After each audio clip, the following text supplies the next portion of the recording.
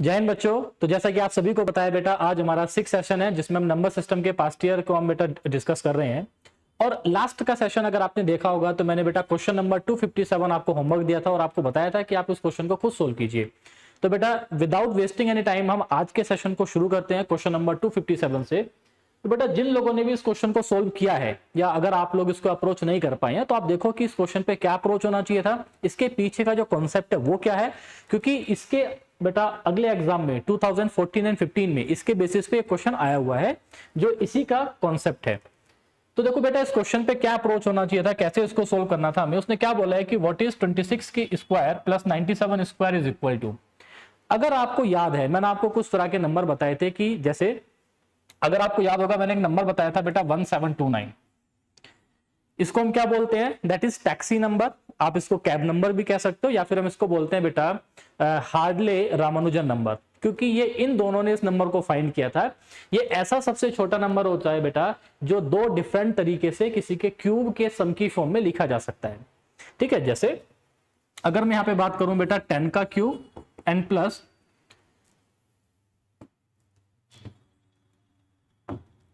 And 9 का cube. Clear है। हम इस तरीके से अगर इसमें बात करें या फिर मैं इसके लिख सकता हूं बेटा 12 का क्यूब प्लस 1 का क्यूब। तो 1729 ऐसा सबसे छोटा नंबर है जो दो डिफरेंट नंबर्स के क्यूब की फॉर्म में लिखा जा सकता है। तो बेसिकली ये तो था कॉन्सेप्ट बेटा क्यूब के लिए। यहां पे देखो क्या है, स्क्वायर। इसका मतलब वो कहना क्या चाह रहा है कि अगर 26 स्क्वायर प्लस 97 स्क्वायर कोई एक नंबर रहा होगा, लेट्स से x के बराबर है, तो इनमें से किसका स्क्वायर x के बराबर है। पहला तो आपको ये समझ आना चाहिए था कि हमें अप्रोच क्या लगाना है। तो पहले क्वेश्चन को सॉल्व करते हैं, फिर इसके पीछे का बेटा कॉन्सेप्ट देखेंगे क्या है। आपको जो इस क्वेश्चन को सॉल्व करना है बेटा, एक तरीका तो ये है कि सबका स्क्वायर करके देखो, इसका स्क्वायर करके देखो, अगर आ गया इक्वल वो आपका आंसर है। लेकिन आपका जो इसमें अप्रोच होना चाहिए बेटा वो क्या होना चाहिए कि हम यहां पे अप्लाई करेंगे unit digit and digital root. क्योंकि अगर 26 का स्क्वायर प्लस 97 का स्क्वायर किसी नंबर के बराबर है और इनमें से किसी का स्क्वायर भी x के बराबर है तो उसकी आखिरी डिजिट बेटा क्या रही होगी, हमेशा सेम होगी। और दूसरा उसका जो डिजिटल रूट है वो क्या रहा होगा, सेम रहा होगा। तो बेटा देखो 6, अगर किसी भी नंबर के लास्ट में 6 होता है उसकी पावर कुछ भी रखो, आखिरी डिजिट हमेशा 6 आती है। बेटा 7 के केस में हम क्या करते हैं, पावर को 4 से डिवाइड करते हैं, रिमाइंडर 2 आएगा तो 7 का स्क्वायर 49 यानी कि 9 आएगा। 9 और 6 15। ये जो भी नंबर रहा होगा बेटा उसके आखिर में क्या आएगा, उसके आखिर में आएगा 5। अब इनमें से ऐसे कितने नंबर्स हैं जिसके आखिर में 5 आ रहा है, पहले तो आप ये चेक करो। बेटा देखो 7 का स्क्वायर 49 आ गया 9, 3 का स्क्वायर 9, 9 और 9 कितना गया बेटा 8, मतलब पहला आंसर नहीं होगा। 4 का स्क्वायर 16, 3 का स्क्वायर 9, बेटा 9 और 6 15, 5 आ रहा है, आंसर हो सकता है। 2 का स्क्वायर 4, 1 का स्क्वायर 1, 4 और 1 5, आंसर हो सकता है। 9 का स्क्वायर 81 यानी कि 1, 2 का स्क्वायर 4, 4 और 1 5, मतलब आंसर हो सकता है। यहाँ पे क्या समझा हमने कि यूनिट डिजिट से हम सिर्फ और सिर्फ एक ऑप्शन को एलिमिनेट कर पाए। तो अब बेटा दूसरा काम किस पे करना है मेरे को, डिजिटल रूट से, क्योंकि ये नंबर सेम है। अगर नंबर सेम है तो उसका बेटा डिजिटल रूट भी क्या रहा होगा, सेम रहा होगा। अगर मैं इसके डिजिटल रूट की बात करूं तो आपको पता है ना बेटा डिजिटल रूट क्या होता है, रिमाइंडर बाय 9। जब हम किसी भी नंबर को 9 से डिवाइड करते हैं तो 9 से डिवाइड करने के बाद जो रिमाइंडर आता है उसी रिमाइंडर को हम क्या बोलते हैं, डिजिटल रूट। और उसको निकालने का तरीका बड़ा आसान होता है। जैसे 26 का स्क्वायर है तो 6 और 2 8, 8 का स्क्वायर 64, तो 64 में भी हम क्या करेंगे बेटा, डिजिट का सम करना है। 6 और 4 को ऐड कर देंगे कितना है 10, 10 को भी हम क्या करेंगे 1 + 0 1। इसका मतलब 26 के स्क्वायर को जब मैं डिवाइड करूंगा, मैं यहां पे आपको लिख देता हूं 26 का स्क्वायर प्लस 97 का स्क्वायर, इसका जो बेटा डिजिटल रूट है देखो कैसे करना है। 6 और 2 8, स्क्वायर है तो स्क्वायर कर देंगे, 8 का स्क्वायर 64, तो 64 में भी हम क्या करेंगे 6 + 4 10, 10 में भी क्या करेंगे 1 + 0 1। यहाँ पे देखो 9 है, 9 को छोड़ देंगे, 7, 7 का स्क्वायर बेटा 49, 49 में भी हम क्या करेंगे 4 + 9 13, 13 में भी हम क्या करेंगे 1 + 3 दैट इज 4। तो बेटा देखो इसका डिजिटल रूट कितना है, 4 और 1 + 5, मतलब 4 और 1 कितना आ गया 5, यानी कि इस नंबर का डिजिटल रूट कितना है बेटा 5। तो ऑप्शन में से जिस नंबर का डिजिटल रूट 5 होगा ना वो आपका आंसर होगा।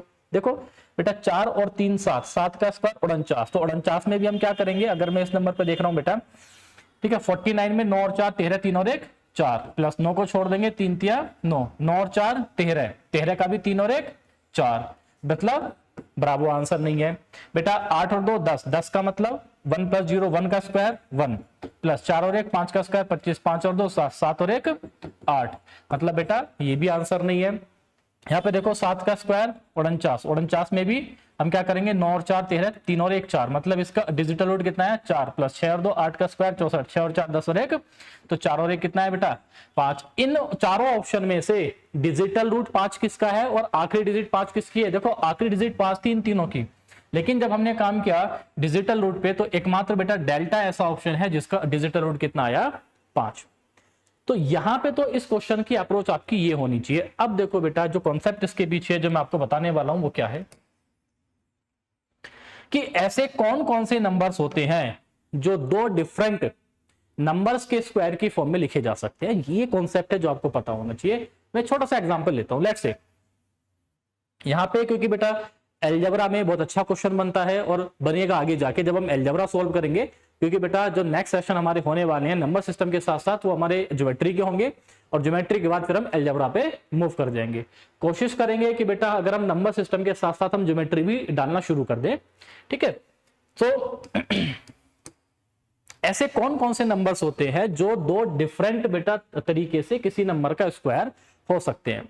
जैसे मैं सबसे छोटा क्वेश्चन ले रहा हूं 65, मैंने एक नंबर लिया, तो आपसे क्वेश्चन है क्या हम 65 को दो डिफरेंट नंबर के स्क्वायर की फॉर्म में लिख सकते हैं? ठीक है, आपको देखो बेटा कॉन्सेप्ट समझना है ये, कि देखो क्वेश्चन तो सोल्व हो गया, लेकिन ये इस क्वेश्चन के पीछे का कॉन्सेप्ट क्या है वो आपको पता होना चाहिए। आपसे पूछा तो किसी भी नंबर को अगर ये चेक करना है कि वो दो डिफरेंट नंबर के सम के स्क्वायर के सम की फॉर्म में लिखा जाएगा या नहीं, आप उसको ब्रेक करोगे as a multiple of 2 prime. तो बेटा 65 को मैं क्या लिखूंगा 13 पंजे 65। ये जो दो नंबर है, ध्यान से सुनना, ये जो दो नंबर है, ये जो दो प्राइम है बेसिकली, ठीक है, मैं इनको पी और क्यू भी कह सकता हूं। ध्यान से देखो, अगर ये दो प्राइम है पी और क्यू, और अगर ये दोनों प्राइम किस फॉर्म के हैं बेटा 4k+1, देखो किस फॉर्म के हैं ये 4k+1, अगर ये इस फॉर्म के हैं तो ही ये बेटा दो नंबर के स्क्वायर के सम की फॉर्म में लिखे जाएंगे। अगर ये होते 4k+3, ध्यान से सुनना इस बात को, आगे जाके क्वेश्चन बनेगा इसके ऊपर, अगर ये होते 4k+3 की फॉर्म के, तो बेटा ध्यान रखना ये कभी भी किसी का स्क्वायर, मतलब कोई भी नंबर अगर इस फॉर्मेट का है तो बेटा वो कभी भी दो नंबर के स्क्वायर की सम की फॉर्म में नहीं लिखा जाएगा। इसके पीछे का कॉन्सेप्ट ये है। जैसे मैंने बोला, अब लिखना कैसे इस चीज को देखो, आपको एक आइडेंटिटी पता होनी चाहिए अलजेब्रा की, and that is a² + b²। बेटा ध्यान रखना ये अलजेब्रा में बहुत आएगी, c² + d²। ठीक है, तो अलजेब्रा का कॉन्सेप्ट देखो, क्वेश्चन है नंबर सिस्टम का, लेकिन इसके पीछे का सोल्व करा हमने अलग तरीके से। कॉन्सेप्ट क्या है, number system and plus algebra. ये आइडेंटिटी यहां से बन के आती है। देखो ये किसके इक्वल होती है, देखो याद करने का तरीका आइडेंटिटी को, कि a² + b² × c² + d²। a को देखो, a की मल्टीप्लाई एक बार c में करो, एक बार हम d में करेंगे, b की मल्टीप्लाई एक बार c में करेंगे, b की मल्टीप्लाई एक बार d में करेंगे। तो कैसे करना है देखो, a × c, इसके बाद बेटा प्लस कर दो b × d, ठीक है, इसका स्क्वायर कर देंगे, क्लियर है। अब प्लस, अब a से क्या ना, तो a × d, तो a × d, अब क्या बचा बेटा यहां पे मेरे पास b × c, एक बार यहां प्लस किया है तो यहां माइनस कर दो का इसका होल स्क्वायर। आप उल्टा भी कर सकते हो, यहां पे माइनस कर सकते हो इसका होल स्क्वायर, और यहां हम क्या कर देंगे बेटा इसमें अब प्लस कर देंगे इसका होल स्क्वायर। तो ध्यान रखना मैंने क्या बताया कि अगर एक नंबर है उसको हम ब्रेक करेंगे as a multiple of 2 prime. अगर वो दोनों प्राइम 4k+1 की फॉर्म में लिखे जा रहे हैं तो ही वो number as a square of 2 different number लिखा जा सकता है, अदरवाइज वो नहीं लिखा जाएगा। तो ये कॉन्सेप्ट कई बार सीडीएस पे पूछा गया है, आगे जाके आप क्वेश्चन देखोगे आएगा। अगर ये नंबर 4k+3 की फॉर्म में है तो मतलब ये कभी भी दो डिफरेंट नंबर के स्क्वायर का सम नहीं लिखा जाएगा। ये कॉन्सेप्ट यहां पे आपको याद होना चाहिए। अब देखो मैंने कैसे लिखा, क्या 65 को मैं लिख सकता हूं 13 × 5 as a multiple of 2 prime. क्या 13 और 5 बेटा 4k+1 की फॉर्म के हैं, मतलब 4 से डिवाइड करके क्या एक रिमाइंडर आ रहा है, 4 × 12 एक रिमाइंडर बचा, 4 एकम 4 एक रिमाइंडर बचा। अब आपको इन दोनों प्राइम को इसकी फॉर्म में लिखना है। आपको क्या करना है, इन दोनों प्राइम को इस फॉर्मेट में लिखना है। क्या मैं 13 को, क्या बेटा मैं 13 को दो नंबर के स्क्वायर की फॉर्म में लिख सकता हूं? तो आप बोलोगे सर बिल्कुल लिख सकता हूं 2 का स्क्वायर प्लस 3 का स्क्वायर। मैं क्या बेटा 5 को 2 नंबर के स्क्वायर की फॉर्म में लिख सकता हूं, तो आप बोलोगे कि सर 2 का स्क्वायर प्लस 1 का स्क्वायर। बेटा कुछ नहीं करना, इसकी फॉर्मेट में लिख दो a इंटू, ठीक है, मैंने पहले किससे मल्टीप्लाई किया a इंटू सी, तो 2 दूनी 4 प्लस 3 और 1 4 स्क्वायर प्लस बेटा a into D that is 2, और यहां से क्या जाएगा b इंटू सी माइनस का दैट इज 6 का होल स्क्वायर। तो मतलब किस किस में फॉल किया बेटा, 4 और 4 8, ठीक है। तो 8 का स्क्वायर कितना जाएगा मेरे पास यहाँ पे 2 1 जा 2, अच्छा 2 1 जा 2, सॉरी ये 4 नहीं आएगा बेटा 2 जाएगा ये, क्योंकि मैंने 2 की, अच्छा मैंने इन दोनों को अलग अलग कर दिया, तो ये जाएगा बेटा 2 2 जा 4, ये ठीक था। अब मल्टीप्लाई करना था 3 2 जा 6, a into c and b into d, तो 3 1 जा 3, ये गलत कर दिया। ये 4 की जगह क्या आएगा बेटा, ये 3 आएगा, ठीक है, क्योंकि इसकी मल्टीप्लाई यहां करेंगे ना, ये 3 जाएगा, यहां माइनस गया, तो 4 और 3 7, मतलब 7 का स्क्वायर प्लस यहां कितना गया बेटा ये, तो 6 में से 2 गया स्क्वायर करोगे कोई फर्क नहीं पड़ेगा, ये कितना गया 4 का स्क्वायर। क्लियर है? तो इसका मतलब देखो 7 का स्क्वायर कितना होता है 49, 4 का स्क्वायर कितना होता है बेटा 16, 49 और 1 50 और 10 65। इसका मतलब ये इसकी फॉर्म में लिखा जा सकता है। दूसरा क्या लिखोगे, बस यहाँ पे आपको माइनस लगा देना, यहाँ पे आप प्लस लगा दोगे। देखो 4 में से माइनस गया बेटा 1 का स्क्वायर, प्लस इन दोनों को ऐड कर देंगे तो 8 का स्क्वायर 64, सॉरी मतलब उसको उसमें लिख देते हैं, क्योंकि एक बार आपको माइनस ही तो करना है बस। तो ये 65 दो डिफरेंट नंबर के स्क्वायर की फॉर्म में लिखा गया, इजंट इट। देखो 7 का स्क्वायर प्लस 4 का स्क्वायर, 1 का स्क्वायर प्लस 8 का स्क्वायर, तो यही कॉन्सेप्ट है। तो अगर ये नंबर कुछ भी रहा हो, ध्यान रखना ये बेटा यहाँ पे कॉन्सेप्ट पता होना चाहिए, ये नहीं कि आपको ऐसे सोल्व करना है, नहीं, ये पता होना चाहिए कि अगर कोई नंबर है तो वो 2 डिफरेंट नंबर के स्क्वायर की फॉर्म में कैसा लिखा जाएगा। अगर वो नंबर बेटा ध्यान रखना 4k + 3 की फॉर्म का है, तो वो कभी भी 2 डिफरेंट नंबर के स्क्वायर की फॉर्म में नहीं लिखा जाएगा। ये स्टेटमेंट आपको पता होना चाहिए। और हम उस नंबर को ब्रेक करेंगे 2 प्राइम की फॉर्म में, अगर वो प्राइम 4k + 1 की फॉर्म के हैं तो ही हम उसको बेटा 2 डिफरेंट नंबर के स्क्वायर की फॉर्म में लिख सकते हैं, जैसा मैंने 65 को लिखा है। आप कोई और नंबर लेके भी आप इस बेटा क्वेश्चन को समझ सकते हो। ये अलजेब्रा की आइडेंटिटी है जो आपको पता होनी चाहिए, बहुत यूज होती है बेटा। लेकिन यहां पे हमने क्या इस्तेमाल करा, यूनिट डिजिट, यहां पे हमने इस्तेमाल किया unit digit and digital root, ठीक है, आंसर निकालने के लिए। ये इसके पीछे का बेटा कॉन्सेप्ट है जो आपको आना चाहिए, ठीक है। नेक्स्ट क्वेश्चन देखो क्या बोल रहा है बेटा, which is the smallest number among the following, इनमें से कौन सा सबसे छोटा नंबर है। बेसिक है, आपको सोल्व करना है, आपको बस मल्टीप्लाई करना। आपको पता है पावर की पावर हमेशा क्या होती है, मल्टीप्लाई होती है।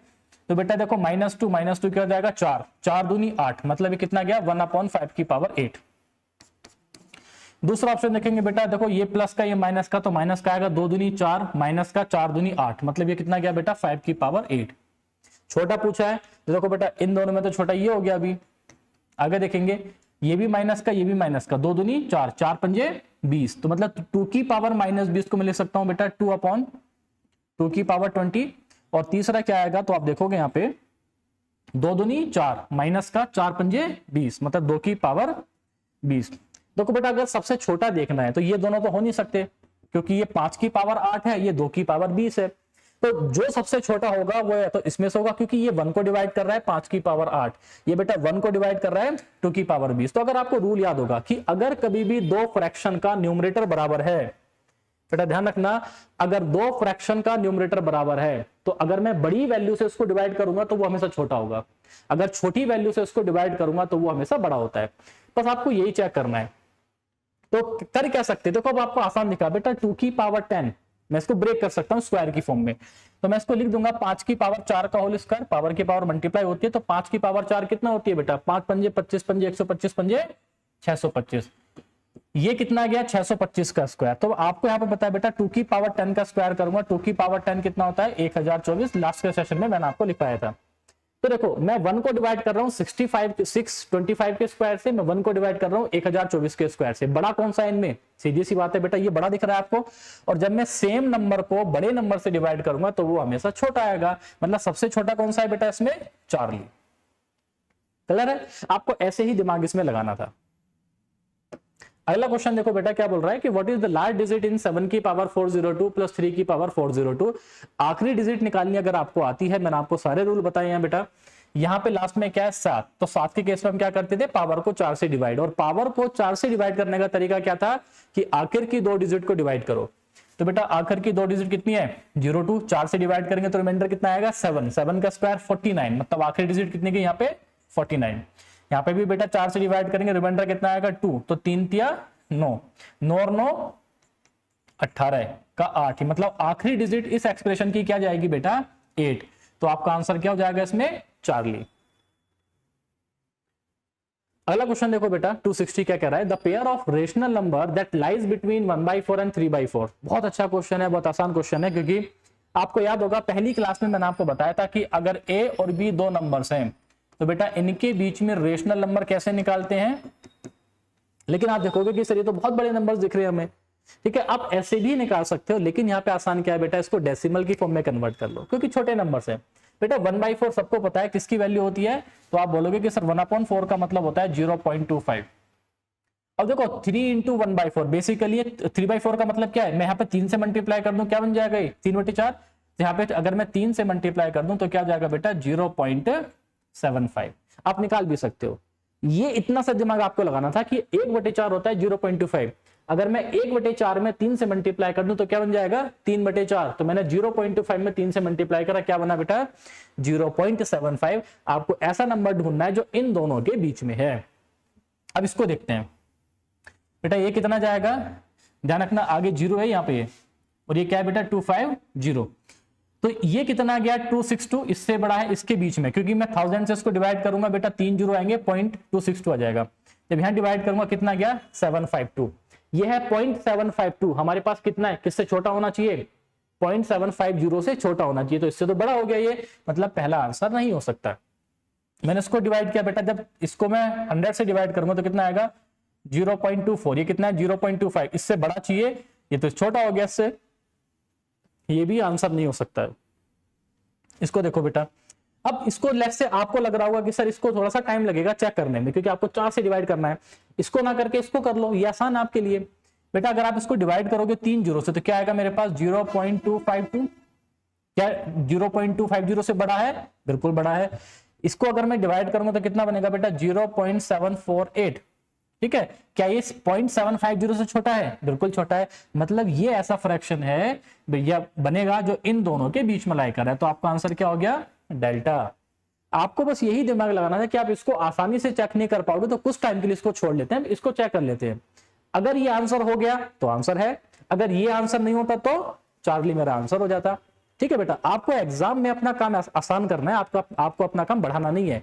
कैलकुलेशन जितना आप घटा सकते हो उतना घटाओ, ठीक है, आप जितना दिमाग इसमें अप्लाई कर सकते हो उतना करो। अगेन देखो बेटा, एक लैंग्वेज बेस्ड क्वेश्चन है, ठीक है, जिसमें एक लैंग्वेज की है। बेसिकली बेटा ये लीनियर इक्वेशन के क्वेश्चंस होते हैं अलजेब्रा के अंदर, लेकिन यहाँ पे नंबर सिस्टम और लीनियर इक्वेशन के क्वेश्चन लगभग एक जैसे रहते हैं कि आपको सिर्फ लैंग्वेज को समझ के क्वेश्चन को सोल्व करना है। यहाँ पे हिट एंड ट्रायल भी लगा सकते हैं, आप इक्वेशन बना के भी क्वेश्चन को सोल्व कर सकते हैं। क्वेश्चन क्या बोल रहा है, a bus starts with some passengers at the first stop 1/5 of the passenger get down and 40 passenger get in. At the second stop, half of the passenger get down and 30 get in. The number of passenger now is 70. The number of passenger with which the bus started was. आप इसको hit and trial से भी कर सकते हो, option से हम इसको x मान के भी कर सकते हैं। देखो उसने क्या बोला है, अ बस स्टार्ट विद सम पैसेंजर, मान लेते हैं कि बेटा वो n पैसेंजर से स्टार्ट हुई, पहला जब स्टॉप हुआ तो 1/5 पैसेंजर्स गेट डाउन, बेटा 1/5 उतर गए तो बचे कितने 4/5। आपको पता है ना कि अगर बेटा इसका 1/5 उतर गए तो बचे कितने, टोटल कितने थे n में से 1/5 माइनस कर देंगे n का, तो कितना आएगा बेटा 4/5। बस ये आपको इंस्टेंट आना चाहिए, तो बचे मेरे पास 4/5। अब सेकंड पहले स्टॉप पे क्या हुआ कि 40 पैसेंजर्स उसमें आ गए, तो बेटा अब पैसेंजर मेरे पास इतने आ गए। आगे क्या बोला है, at the second stop half of the passenger get down, बेटा आधे उतर गए तो आधे से डिवाइड कर देंगे, तो आधे उतर गए तो कितना बचा यहाँ पे 2/5/n प्लस 20, और आए कितने बेटा 30 आ गए तो प्लस 30, यानी कि और अब जो पैसेंजर है कितने हैं बेटा वो 70 है। तो आप क्या लिखोगे, इसको क्वेश्चन को सोल्व कर देंगे। याद होगा बेटा सेकंड सेशन में ऐसा क्वेश्चन आया था, मैंने आपको तब भी सोल्व कराया था। ये कितना जाएगा 50, 70 में से 50 गए बेटा 20, 2 से डिवाइड करेंगे 10, तो कितना आएगा ये 50। आप 40 लेट, आप पहले 40 को मान सकते थे, फिर बेटा 50 को मान सकते हैं, आप हिट एंड ट्रायल से भी कर सकते हो, लेकिन अगर आप लैंग्वेज बना के कर सकते हो तो आसान है, आप इसको कर लीजिएगा। तो बेटा क्वेश्चन नंबर 261 का क्या आ गया हमारा, ब्रावो। नेक्स्ट क्वेश्चन देखो क्या बोल रहा है, if x is a positive even integer, ठीक है, कैसा है वो, एक पॉजिटिव इवन इंटीजर है, and y is negative odd integer, और y एक नेगेटिव ऑड इंटीजर है, देन x की पावर y। तो बेटा देखो अगर x एक पॉजिटिव इंटीजर है और y एक नेगेटिव इंटीजर है तो माइनस y लिखेंगे, तो बेसिकली ये क्या बनेगा, 1 अपॉन x की पावर y बना। तो बेटा 1 अपॉन x की पावर y क्या है, क्या वो ऑड होगा, कह नहीं सकते, ठीक है, ऑड तो होगा नहीं, क्योंकि बेटा देखो x की ये इवन है, तो इवन की पावर हमेशा क्या होगी, इवन। मैं ऑड को इवन से डिवाइड कर रहा हूं, कभी डिविजिबल ही नहीं होता, ठीक है। तो क्या बनेगा, वो एक रेशनल नंबर, आपको दिख रहा है ना पी अपॉन क्यू की फॉर्म में, तो हमेशा क्या बनेगा, वो एक रेशनल नंबर बनेगा, ठीक है। क्या ऑड होगा, नहीं होगा, इवन होगा, कभी नहीं होगा, नन ऑफ द अबव। क्यों, जब हमारे पास रेशनल नंबर आंसर है तो फिर डेल्टा क्यों होगा। नेक्स्ट क्वेश्चन देखो क्या बोल रहा है कि बेटा ये आपकी अंडरस्टैंडिंग है, कई बार क्वेश्चन आया हुआ है ये, if m and n are natural numbers then, ठीक है, mth पावर ऑफ n, ठीक है, इसको लिखते कैसे हैं बेटा, उसने ऐसे बोला है ना कि ये mth पावर ऑफ n है, तो इसको लिखेंगे n की पावर 1 अपॉन m। तो उसने बोला है कि हमेशा क्या होगा, क्या ऑलवेज इरेशनल, क्या हमेशा इरेशनल नंबर होगा, irrational unless n is the mth power of N integer.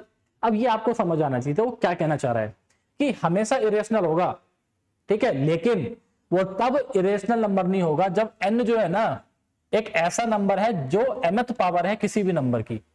इसको समझो कहना क्या चाह रहा है। लेट्स से मैंने किया, लेट्स से बेटा मैं अंडर रूट ले रहा हूं 2, तो क्या अंडर रूट 2 एक इरेशनल नंबर है, बिल्कुल।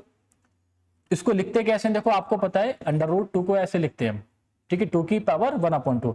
लेकिन अगर मैं यहां पे 4 ले लूं तो क्या ये हमेशा इरेशनल आएगा, तो आप बोलोगे कि सर 4 जो है एक नंबर की स्क्वायर है, मतलब ये जो mth पावर है ना, 4 जो है वो 2 की mth पावर है, क्योंकि ये पावर कैंसिल आउट हो जाएगी, तो मेरे पास क्या बचेगा 2, and which is not an rational number, जो कि एक इंटीजर है, जो कि एक इवन नंबर है, जो कि एक रेशनल नंबर है। तो क्या ये हमेशा एक इरेशनल देगा, कभी नहीं देगा। यानी कि जब तक ये जो नंबर है ना यहाँ पे, अगर ये किसी भी नंबर का ये वाली पावर नहीं होगा, जैसे आप एक और एग्जांपल ले सकते हो, अगर मैं बात करूं बेटा अंडर रूट 9, तो 9 क्या है, 3 का स्क्वायर है, और ये भी हम क्या निकाल रहे हैं यहाँ पे, अंडर रूट, क्लियर है। तो इसका मतलब मैं 9 को लिखूंगा 9 की पावर 1/2, और मैं 3 को लिखूंगा स्क्वायर की पावर 1/2 पावर की पावर। बस ये कैंसिल आउट नहीं होना चाहिए, ये कैंसिल आउट कब नहीं होगा, ठीक है, इसीलिए आंसर क्या हो जाएगा हमारा, ब्रावो। ये कैंसिल आउट कब नहीं होगा, जब अंदर जो नंबर है ना वो mth पावर नहीं होना चाहिए, यानी कि यहाँ पे m है ना, तो mth पावर नहीं होना चाहिए n किसी भी नंबर का, तो इसका आंसर क्या हो जाएगा आपका, ब्रावो। बेटा देखो ऐसा क्वेश्चन मैंने आपको कई बार कराया है, दोबारा देख लो कि what is the number of integral solutions of the equation HCF, और a और b का HCF कितना है 5, तो a प्लस b, आपको याद होगा नंबर ऑफ सॉल्यूशंस पूछे बेसिकली। बेटा अगर a प्लस बी 65 है और a और b का HCF कितना है 5, तो हम हर किसी नंबर को कैसे लिखते हैं, HCF की फॉर्म में। तो बेटा लास्ट सेशन में भी बताया था 5 into factor 1, 5 into factor 2, where factor 1 factor 2 ऐसे नंबर होते हैं जो a और b में HCF के बाद बच गए थे, और ये हमेशा कोप्राइम होते हैं। तो बेटा फैक्टर 1 प्लस फैक्टर 2 कितना आया 13, ऐसे दो कोप्राइम जिनका सम कितना आ जाए 13। वैसे तो देखो ये निकालने का शॉर्टकट होता है, ठीक है, हम यहाँ पे टोशन फंक्शन अप्लाई करते हैं ये निकालने के लिए, लेकिन मैंने अभी तक आपको टोशन फंक्शन नहीं सिखाया, आप बेसिक से भी निकाल सकते हैं। जैसे बेटा क्या आएगा 1 और 12, क्योंकि दोनों का सम कितना है, फिर क्या आएगा बेटा 2 और 11, इसके बाद कितना आएगा,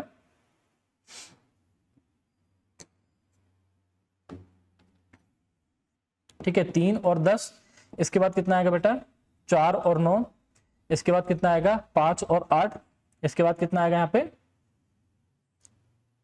4 नहीं, इसके बाद आएगा बेटा ये 6 और 7, और उसके बाद फिर क्या आएगा 7 और 6 रिपीट होना शुरू हो जाएगा। उसने बोला है कि what is the number of integral solutions of the equation, ठीक है, ये जो इक्वेशन है HCF a और b जिसका HCF 1 है, तो a plus b is equal to 65।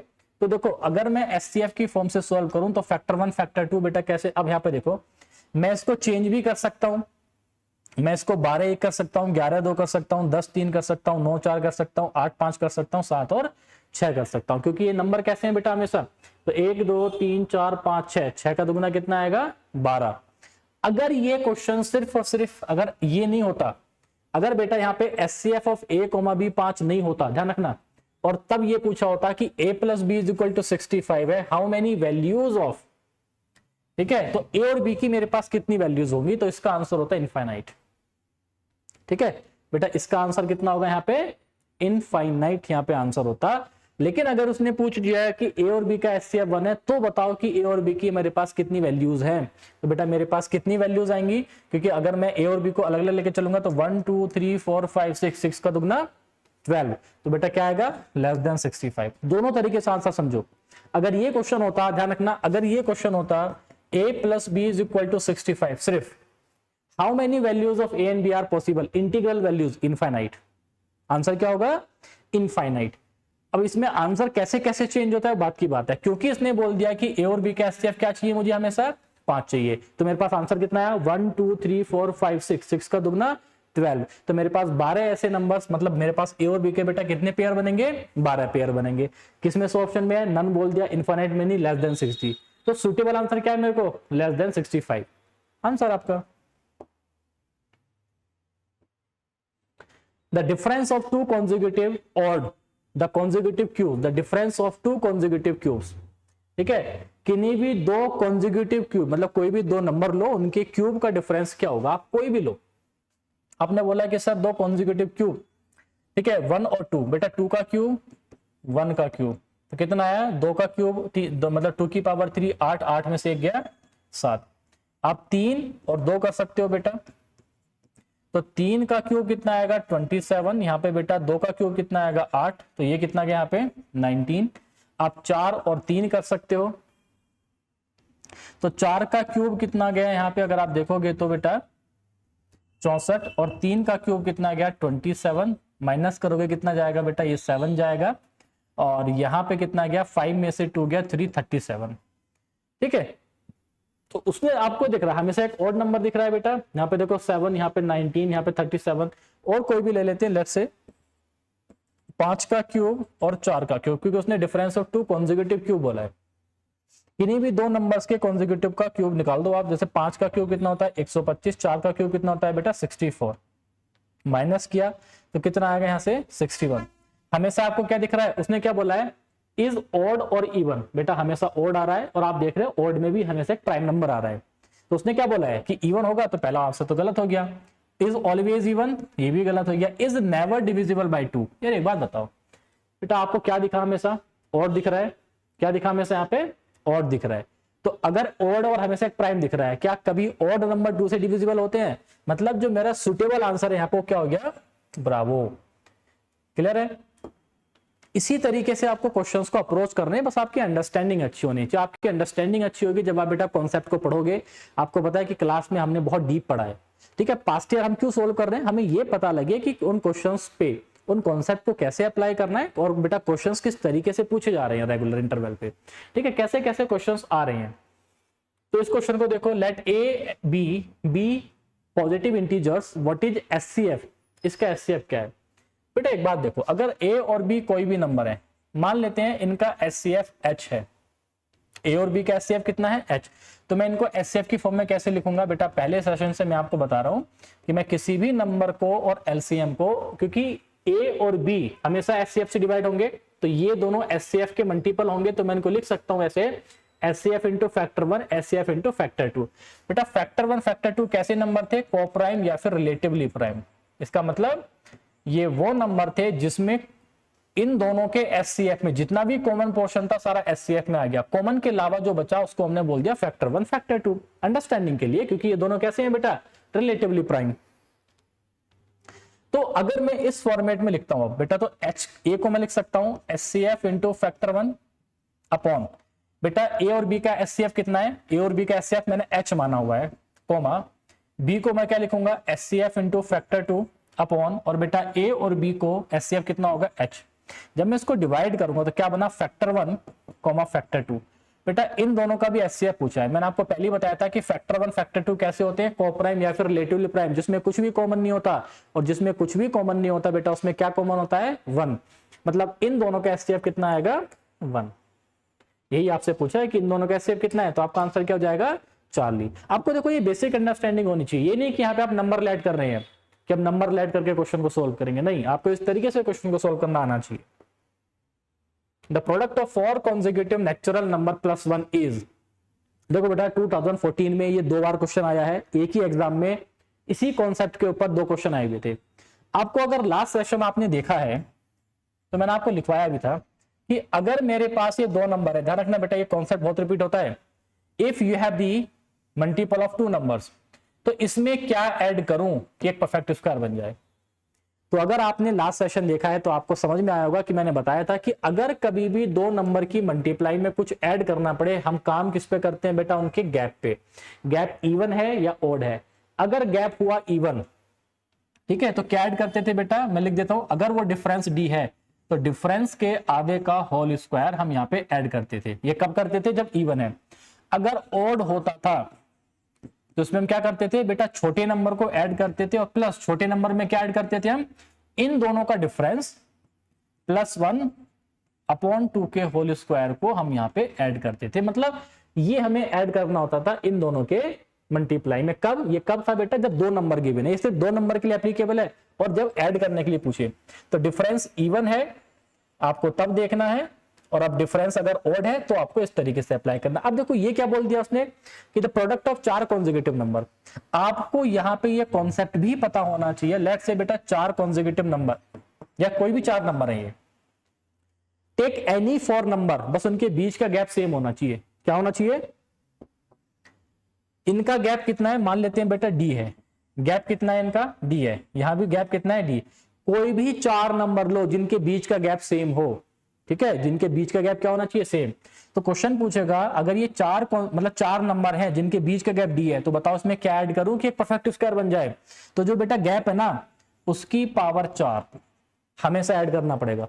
कुछ भी नंबर लो, जैसे आपको मैंने यहां बताया था कि अगर इवन तो है लेकिन अगर 2 का गैप है तो हमेशा क्या ऐड करना पड़ेगा, 1 ऐड करना पड़ेगा। ऐसे अब आप समझो अगर कोई भी 4 कॉन्सेक्यूटिव लो उनके बीच का गैप हमेशा कितना होगा, 1, और बेटा 1 की पावर 4 हमेशा क्या आएगा, 1। तो इसका मतलब the product of 4 consecutive natural number and plus 1, तो हमेशा क्या बनेगा, वो एक square number. Take any number, let's say मैं आपको एक एग्जांपल की फॉर्म में इसको समझाता हूं। बेटा मेरे पास नंबर थे 4 × 6 × 8 × 10, छोटे नंबर है। लेट्स से मैंने बोल दिया कि इसमें क्या ऐड करूं कि एक परफेक्ट स्क्वायर बन जाए। तो आप काम किस पे करोगे कि सर अगर कभी भी 4 नंबर गिवन होंगे ना, तो आपने बताया क्लास में कि इनके गैप पे काम करो। इनका गैप कितना है बेटा, 2 का, यहां भी कितना है 2 का, यहां भी कितना है 2 का। जो भी गैप होगा उसकी पावर 4 ऐड कर देंगे। मतलब क्या ऐड करना पड़ेगा मुझे, 2 की पावर 4 कितना होता है, 16। क्लियर है मेरी बात। तो आपको अब अगर कॉन्सेक्यूटिव नंबर है तो गैप हमेशा 1 का, 1 की पावर 4 1। मतलब किसी भी 4 कॉन्सेक्यूटिव नंबर में अगर उसकी हमें मल्टीप्लाई गिवन है, हमेशा क्या ऐड करना पड़ेगा, 1 ऐड करना पड़ेगा to make it a perfect square. ऐसे यहां पे याद रखो, मैंने आपको बताया था बेटा अगर मैं यहां पे 71 × 73 कर दूं तो बताओ क्या ऐड करूं कि एक परफेक्ट स्क्वायर बन जाए। तो आप देखो, आप बोलोगे कि सर गैप पे काम करना है, इन दोनों का गैप कितना है, 2, इवन है। तो अगर इवन होता है गैप के आधे का होल स्क्वायर, तो बेटा 2 का आधा 1, 1 का होल स्क्वायर 1। क्लियर है। अगर 2 नंबर का आपको बेटा मल्टीप्लाई गिवन है, उनका गैप देखो, अगर गैप 2 है हमेशा क्या ऐड करोगे, 1। ऐसे ही अगर 4 नंबर आपको गिवन है ना, उनका अगर आपको मल्टीप्लाई गिवन है तो हमेशा क्या ऐड करेंगे, अगर वो कॉन्सेक्यूटिव हुए तो 1, अदरवाइज जो भी गैप होगा गैप की पावर 4। ये 3 कॉन्सेप्ट है बेटा परफेक्ट स्क्वायर पे जो आपको पता होनी चाहिए। ठीक है, आई होप आपको ये समझ आ गया होगा। आगे देखो बेटा एचसीएफ और एलसीएम का क्वेश्चन है, बहुत अच्छा क्वेश्चन है। यहां पे आपको अगेन उसी तरीके से दिमाग लगाना है कि फॉर एनी इंटीजर ए और b with HCF a b is equal to 1, a और बी का एचसीएफ कितना है, 1। मतलब उसमें कुछ भी कॉमन नहीं है। ठीक है, तो बताओ a प्लस बी और a माइनस बी का एचसीएफ क्या होगा। पहले तो उसी से अप्रोच करते हैं बेटा। अगर a और b का एचसीएफ 1 है, इसका मतलब कुछ भी कॉमन नहीं है। मतलब एचसीएफ 1 का मतलब मैं a को लेट करूंगा डायरेक्ट फैक्टर 1, मैं b को लेट करूंगा डायरेक्ट फैक्टर 2। मैंने क्या बोला था कि ये रिलेटिवली प्राइम होते हैं। इसका मतलब बस कुछ भी कॉमन नहीं होना चाहिए, जरूरी नहीं है कि ये हमेशा प्राइम होंगे, ये रिलेटिवली प्राइम होंगे। मतलब F1 F2 प्राइम हो भी सकते हैं, नहीं भी हो सकते। जैसे बेटा रिलेटिवली नंबर, जैसे मैं आपको एग्जांपल की फॉर्म में बताऊं, क्या 2 और 5 कैसे नंबर है? रिलेटिवली प्राइम, क्योंकि इसके बीच में कुछ भी कॉमन नहीं है। 4 और 9 कैसे हैं? रिलेटिवली प्राइम, क्योंकि 4 और 9 में कुछ भी कॉमन नहीं है। ठीक है, आप आगे देखो बेटा 7 और 11 कैसे नंबर है?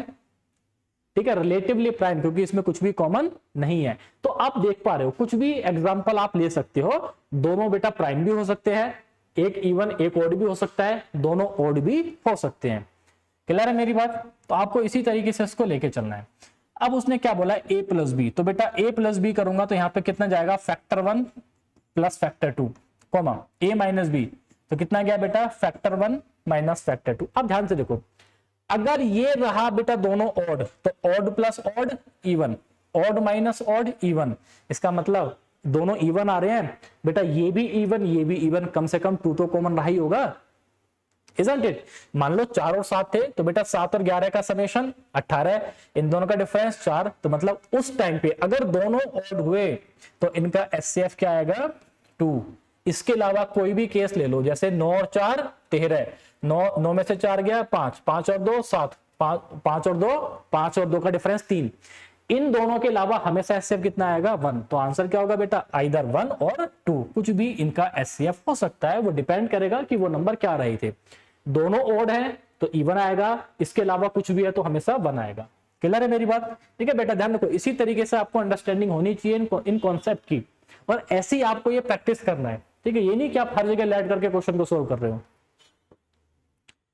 अगला क्वेश्चन देखो क्या बोल रहा है? Positive number when increased by 10 equals 200 times it's reciprocal. देखो एक नंबर है, मान लेते हैं बेटा n है, ठीक है, एक नंबर है n, व्हेन इंक्रीज्ड बाय 10, जब मैंने इसको 10 से बढ़ा दिया तो किसके इक्वल हो गया बेटा? तो 200 times of it's reciprocal. Again देखो बिल्कुल सिंपल क्वेश्चन है, आपको इक्वेशन बनानी थी, क्या पूछा है? What is the number. बस ये गलती मत करना कि इसके बाद आप इसको इक्वेशन बना के सोल्व करने बैठ जाओ। नंबर पूछा है ना, ऑप्शन में है, बिल्कुल है, लिख लेते हैं बेटा। अगर वो नंबर 100 रहा होगा तो बेटा 100, लेट्स से अगर वो नंबर 100 रहा होता तो यहां सोल्व करो, क्या दोनों तरफ सेटिस्फाई करा रहा है? तो बेटा n प्लस 100 कितना गया? 110। क्या जब मैं इसको 100 से डिवाइड करूंगा क्या है? क्या दोनों बराबर आ रहे हैं? नहीं आ रहे, मतलब पहला आंसर नहीं हो सकता। अगर वो नंबर रहा बेटा 10, तो देखो अगर वो नंबर रहा 10 तो यहाँ 10 प्लस 10 कितना आया? 20। क्या वो इसके इक्वल आ रहा है? मैं 10 से डिवाइड करूंगा तो कितना आया? 20। क्या दोनों बराबर आ रहे हैं? बिल्कुल आ रहे हैं, मतलब वो नंबर क्या रहा होगा? 10। आपको इस तरीके से इन क्वेश्चंस पे अप्रोच करना है।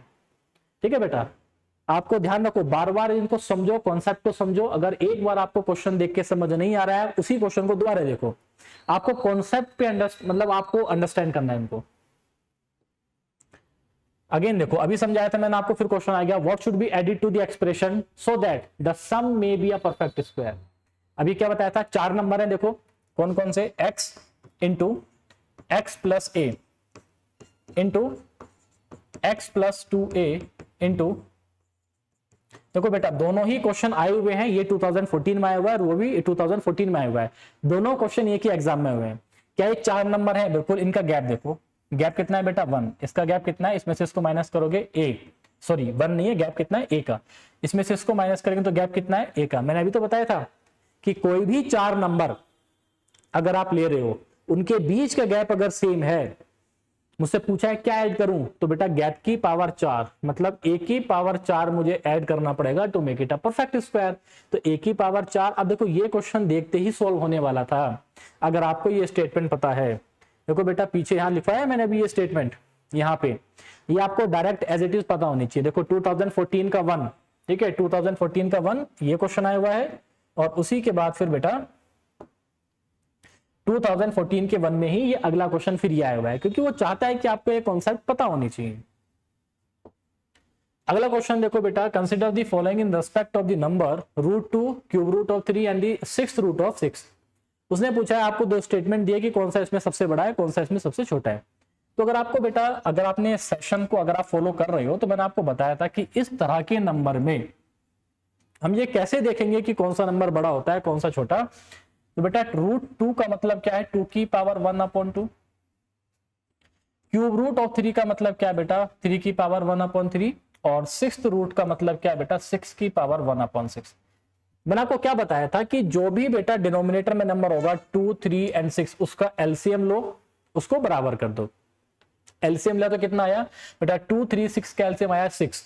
यानी कि मुझे 6 बनाना है ऊपर नीचे पावर पे, तो 6 बनाने के लिए 3 से ऊपर नीचे मल्टीप्लाई करना पड़ेगा, 3/6।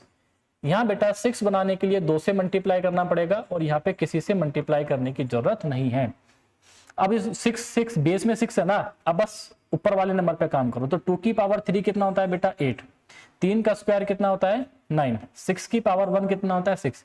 सबसे बड़ा कौन है, तो बेटा ठीक है, क्यूब रूट ऑफ 3। उसने क्या बोला है, sixth root of 6 is the greatest number. गलत हो गया। Root 2 is the smallest number. क्या बेटा रूट 2 स्मॉलेस्ट है, नहीं, सबसे स्मॉलेस्ट कितना है, ठीक है, सिक्स्थ रूट ऑफ 6, मतलब ये भी गलत है। उसने क्या पूछा है, which of the above statement is are correct. इसमें से करेक्ट कौन सा है, कोई भी करेक्ट नहीं है। आपको ये मेथड पता होना चाहिए था कि हम कैसे अंडर रूट वाली टर्म्स को हम कंपेयर करते हैं, कौन सा बड़ा है कौन सा छोटा, हम कैसे निकालते हैं। अगला क्वेश्चन देखो बेटा क्या बोल रहा है, the sum of two positive number x and y is 2.5 their difference. If the product of the number is 84, then what is the sum of two number. अब देख लेते हैं the sum of two positive number. मान लेते हैं बेटा उसने given है x और y द पॉजिटिव नंबर है, जिनका जो सम है वो कितना है, 2.5 टाइम्स देयर डिफरेंस। उन दोनों के डिफरेंस के, तो हमने x को बड़ा मान लिया। उसने बोला है कि the product of two number is, मतलब x into y is equal to बेटा 84, then what is the sum of two numbers. तो आप बेसिक से पहले यहां से इसको अलग निकाल देते हैं, यहां पे सॉल्व कर लेते हैं बेटा। जैसे x plus y is equal to बेटा 2.5 का मतलब कितना हो गया, 25/10 एंड दैट इज 5/2। ब्रैकेट के अंदर x माइनस वाई सॉल्व कर लेंगे बेटा, कितना गया 2x plus 2y is equal to 5x minus 5y। इसको इधर लेके जाएंगे, इसको इधर लेके जाएंगे, तो क्या बना बेटा 7y is equal to 5x में से 2x गया 3x। तो आपने क्या देखा, यहाँ पे आपको रेशो मिल गया।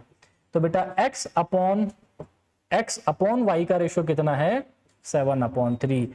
और रेशो में मैंने क्या बताया था कि हम मान के चलेंगे कि बेटा x की वैल्यू कितनी है, x की वैल्यू 7, y की वैल्यू 3। हमें क्या गिवन है, इन दोनों की मल्टीप्लाई। क्या पूछा है, सम। तो बेटा मल्टीप्लाई गिवन है ना, तो 7 या 21। आपके हिसाब से कितना है 21, लेकिन क्वेश्चन के हिसाब से कितना है बेटा 4। तो बेटा एक यूनिट की वैल्यू कितनी आ गई, 2। x प्लस वाई का सम कितना है, 7 और 3 10। तो बेटा 10 यूनिट की वैल्यू कितनी आएगी यहाँ पे, 20। ठीक है, आपका आंसर दैट इज डेल्टा। ध्यान से देख लो उसको बेटा कि कैसे करना है सॉल्व। आपने पहले इक्वेशन बना के रेशो निकाला, रेशो निकाल के फिर रेशो के कॉन्सेप्ट को हमने यहाँ पे अप्लाई कर दिया। आगे क्या बोल रहा है देखो बेटा, डिविजिबिलिटी का क्वेश्चन है। If n is a whole number greater than 1, n कोई भी होल नंबर है जो कि 1 से बड़ा है, देन उसने बोला है कि बेटा n स्क्वायर ब्रैकेट के अंदर n square minus 1 is always divisible by. मैंने आपको देखो बार बार समझाया है बेटा, पिछले सेशन में भी मैंने आपको बताया है, पिछले के 5 सेशन में हमने इस बात को डिस्कस किया है। कभी ऐसा नंबर पूछे ना कि हमेशा किससे डिविजिबल होगा बताओ, तो सबसे छोटे नंबर पे काम करो। और कंडीशन के हिसाब से n एक कैसा नंबर है, होल नंबर जो कि 1 से बड़ा है। तो सबसे छोटा 1 से बड़ा होल नंबर क्या होगा बेटा, n इज इक्वल टू 2। मतलब मैं सबसे छोटे नंबर पे काम करूंगा। तो बेटा इसमें आप पुट कर दो, 2 की पावर कितना गया 4, 2 की power 4 minus 1 and that is equal to बेटा 3, तो 4 तिया 12। यानी कि सबसे छोटा नंबर किससे डिवाइड हो रहा है, 12 से। इसका मतलब सारे नंबर किससे डिवाइड होंगे, 12 से। That is your answer. अब अगला ट्राई कर लो। जैसे अगर मैं पुट करता हूं बेटा n इज इक्वल टू 3, अगर आपने n is equal to 3 put किया तो देखो 3 का स्क्वायर 9, तो 3 का स्क्वायर 9 माइनस 8, तो 8 नाम 72। क्या 12 से डिवाइड हो रहा है, बिल्कुल होगा। तो आपको अगर हमेशा पूछे ना ऑलवेज डिविजिबल बाय, और आपको कंडीशन गिवन है या आपको डोमेन गिवन है, डोमेन मतलब कि n कैसा नंबर है। अगर आपको बोलता है n एक नेचुरल नंबर है लेट्स से, तो बेटा सबसे छोटे नेचुरल नंबर पे काम करो। आपसे बोलता है n एक इंटीजर है, जब उसने बोल दिया कि n एक इंटीजर है तो फिर आपको 2-3 नंबर पे काम करना है। उसने बोल दिया n एक होल नंबर है, तो सबसे छोटे होल नंबर पे काम करो। क्लियर है मेरी बात। आपको इस तरीके से अप्लाई करना, आगे आपको चेक ही नहीं करना, क्योंकि उसने बोल दिया ऑलवेज, तो सबसे छोटे पे चेक करो, जो आएगा वो आपका आंसर। देखो बेटा रिमाइंडर का क्वेश्चन है कि what is the remainder when 4 की पावर 1000 इज डिवाइडेड बाय। बहुत अच्छा क्वेश्चन है, पहले खुद से ट्राई करो आप इसको। ठीक है, अब ये बेसिक से भी हो जाएगा, लेकिन आपको यहाँ पे कॉन्सेप्ट की अंडरस्टैंडिंग होनी चाहिए। पहले कॉन्सेप्ट पे ध्यान दो कि कॉन्सेप्ट क्या है। बेटा अगर a की पावर n को मैं एक नंबर है d जिससे डिवाइड कर रहा हूं, तो बताओ रिमाइंडर क्या आएगा। आपसे क्या पूछा है, रिमाइंडर क्या आएगा। आपको सिर्फ दो बातों का ध्यान देना है कि वो d कैसा नंबर है। अगर वो एक कंपोजिट नंबर है तो बेटा आपको याद है, मैं आपको डे 1 से समझाता आ रहा हूं चाइनीज रिमाइंडर थ्योरम। अगर डी एक कंपोजिट नंबर है ना, तो आपको दो चीज अप्लाई करनी है। क्या? या तो बेटा हम इसमें अप्लाई करेंगे यूलर्स थ्योरम। यूलर्स थ्योरम मतलब टोशन फंक्शन, या फिर इसमें अप्लाई करेंगे बेटा चाइनीज रिमाइंडर थ्योरम। ये दोनों थ्योरम कब अप्लाई करेंगे, जब डी कैसा नंबर होगा, एक कंपोजिट नंबर। लेकिन मान लेते हैं कि बेटा जरूरी थोड़ी ना है कि डी हमेशा कंपोजिट होगा। अगर डी हुआ एक प्राइम नंबर, डी क्या हुआ अगर एक प्राइम नंबर, तो यहां पे जो हम कॉन्सेप्ट अप्लाई करेंगे उसको बोलते हैं बेटा हम फॉर्मेट थ्योरम और लिटिल फॉर्मेट थ्योरम LFT। ठीक है, ध्यान रखो ये आपको पता होना चाहिए। अगर डी कंपोजिट नंबर हुआ, ठीक है, तो या तो अप्लाई करेंगे यूलर्स थ्योरम या अप्लाई करेंगे चाइनीज रिमाइंडर थ्योरम। अगर आपने लास्ट के सेशन देखे हैं तो इनको अप्लाई करते हुए आ रहे हैं। लेकिन अगर डी हुआ एक प्राइम नंबर तो हम क्या अप्लाई करेंगे बेटा, little format theorem. Basically little format theorem क्या है, यूलर्स थ्योरम का एक्सटेंशन, यूलर्स थ्योरम या टोशन थ्योरम का एक्सटेंशन। अब आपको पता है बेटा क्लास में हमने इसको बहुत डिटेल में पढ़ा है, ठीक है, इसलिए बस मैंने आपको डायरेक्ट बताया। अब एक चीज देखो मैं क्या कर रहा हूं बेटा, यहाँ पे जब आप क्वेश्चन देखोगे तो 4 की पावर 1000 को मैं किससे डिवाइड कर रहा हूं बेटा, 7 से।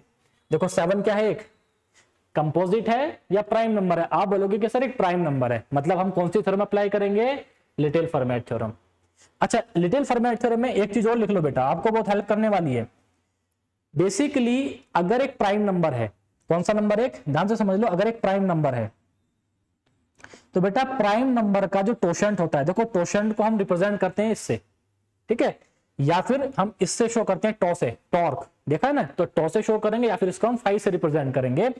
तो किसी भी प्राइम का जो टोशेंट होता है वो एक कम होता है, आपको ये पता होना चाहिए। जैसे 7 है तो बेटा 7 का टोशेंट क्या होगा, इससे एक कम, मतलब 6 होगा। जैसे अगर एक प्राइम नंबर होता 11 तो बेटा 11 का टोशेंट क्या है, इससे एक कम, यानी कि 10।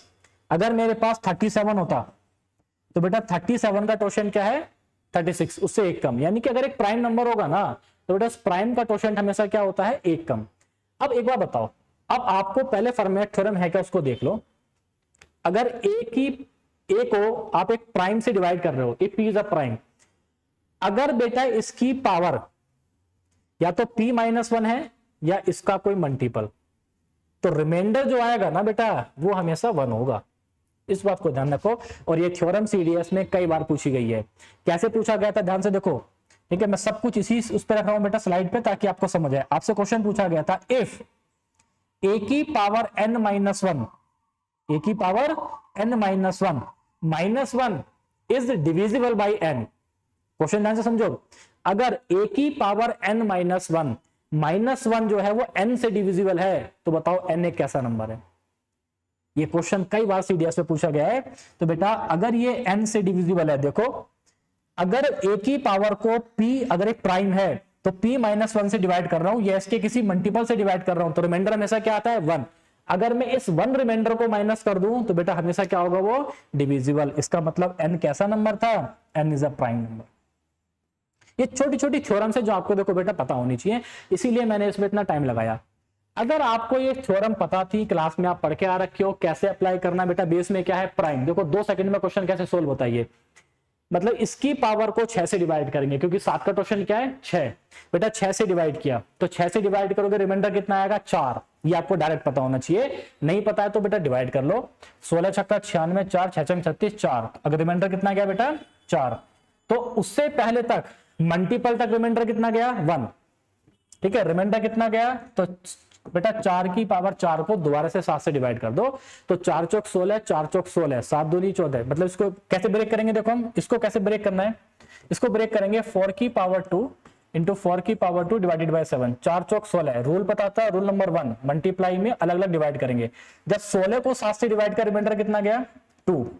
इसको डिवाइड किया 2, तो बेटा इसका मतलब रिमाइंडर कितना गया आपके पास, 4। सिर्फ ये 3 मतलब बेटा मुश्किल से 10 सेकंड का क्वेश्चन था, लेकिन ये 10 सेकंड का क्वेश्चन तब था जब आपको ये सारे कॉन्सेप्ट बिल्कुल बेटा क्लियर थे। और याद रखना ये आगे जाके क्वेश्चन आपको दिखेगा तब आपको 1 सेकंड में ये क्वेश्चन होना चाहिए। ऐसी थ्योरम्स बहुत दिखेंगे बेटा आपको। आगे देखो क्या बोल रहा है, कंसिडर दी फॉलोइंग स्टेटमेंट्स कि नॉट, अब याद होगा देखो आज का जो बेटा पहला क्वेश्चन था मैंने अभी समझाया था आपको, कब आया हुआ है 2014 के 1 में। देखो पहला क्वेश्चन देखो,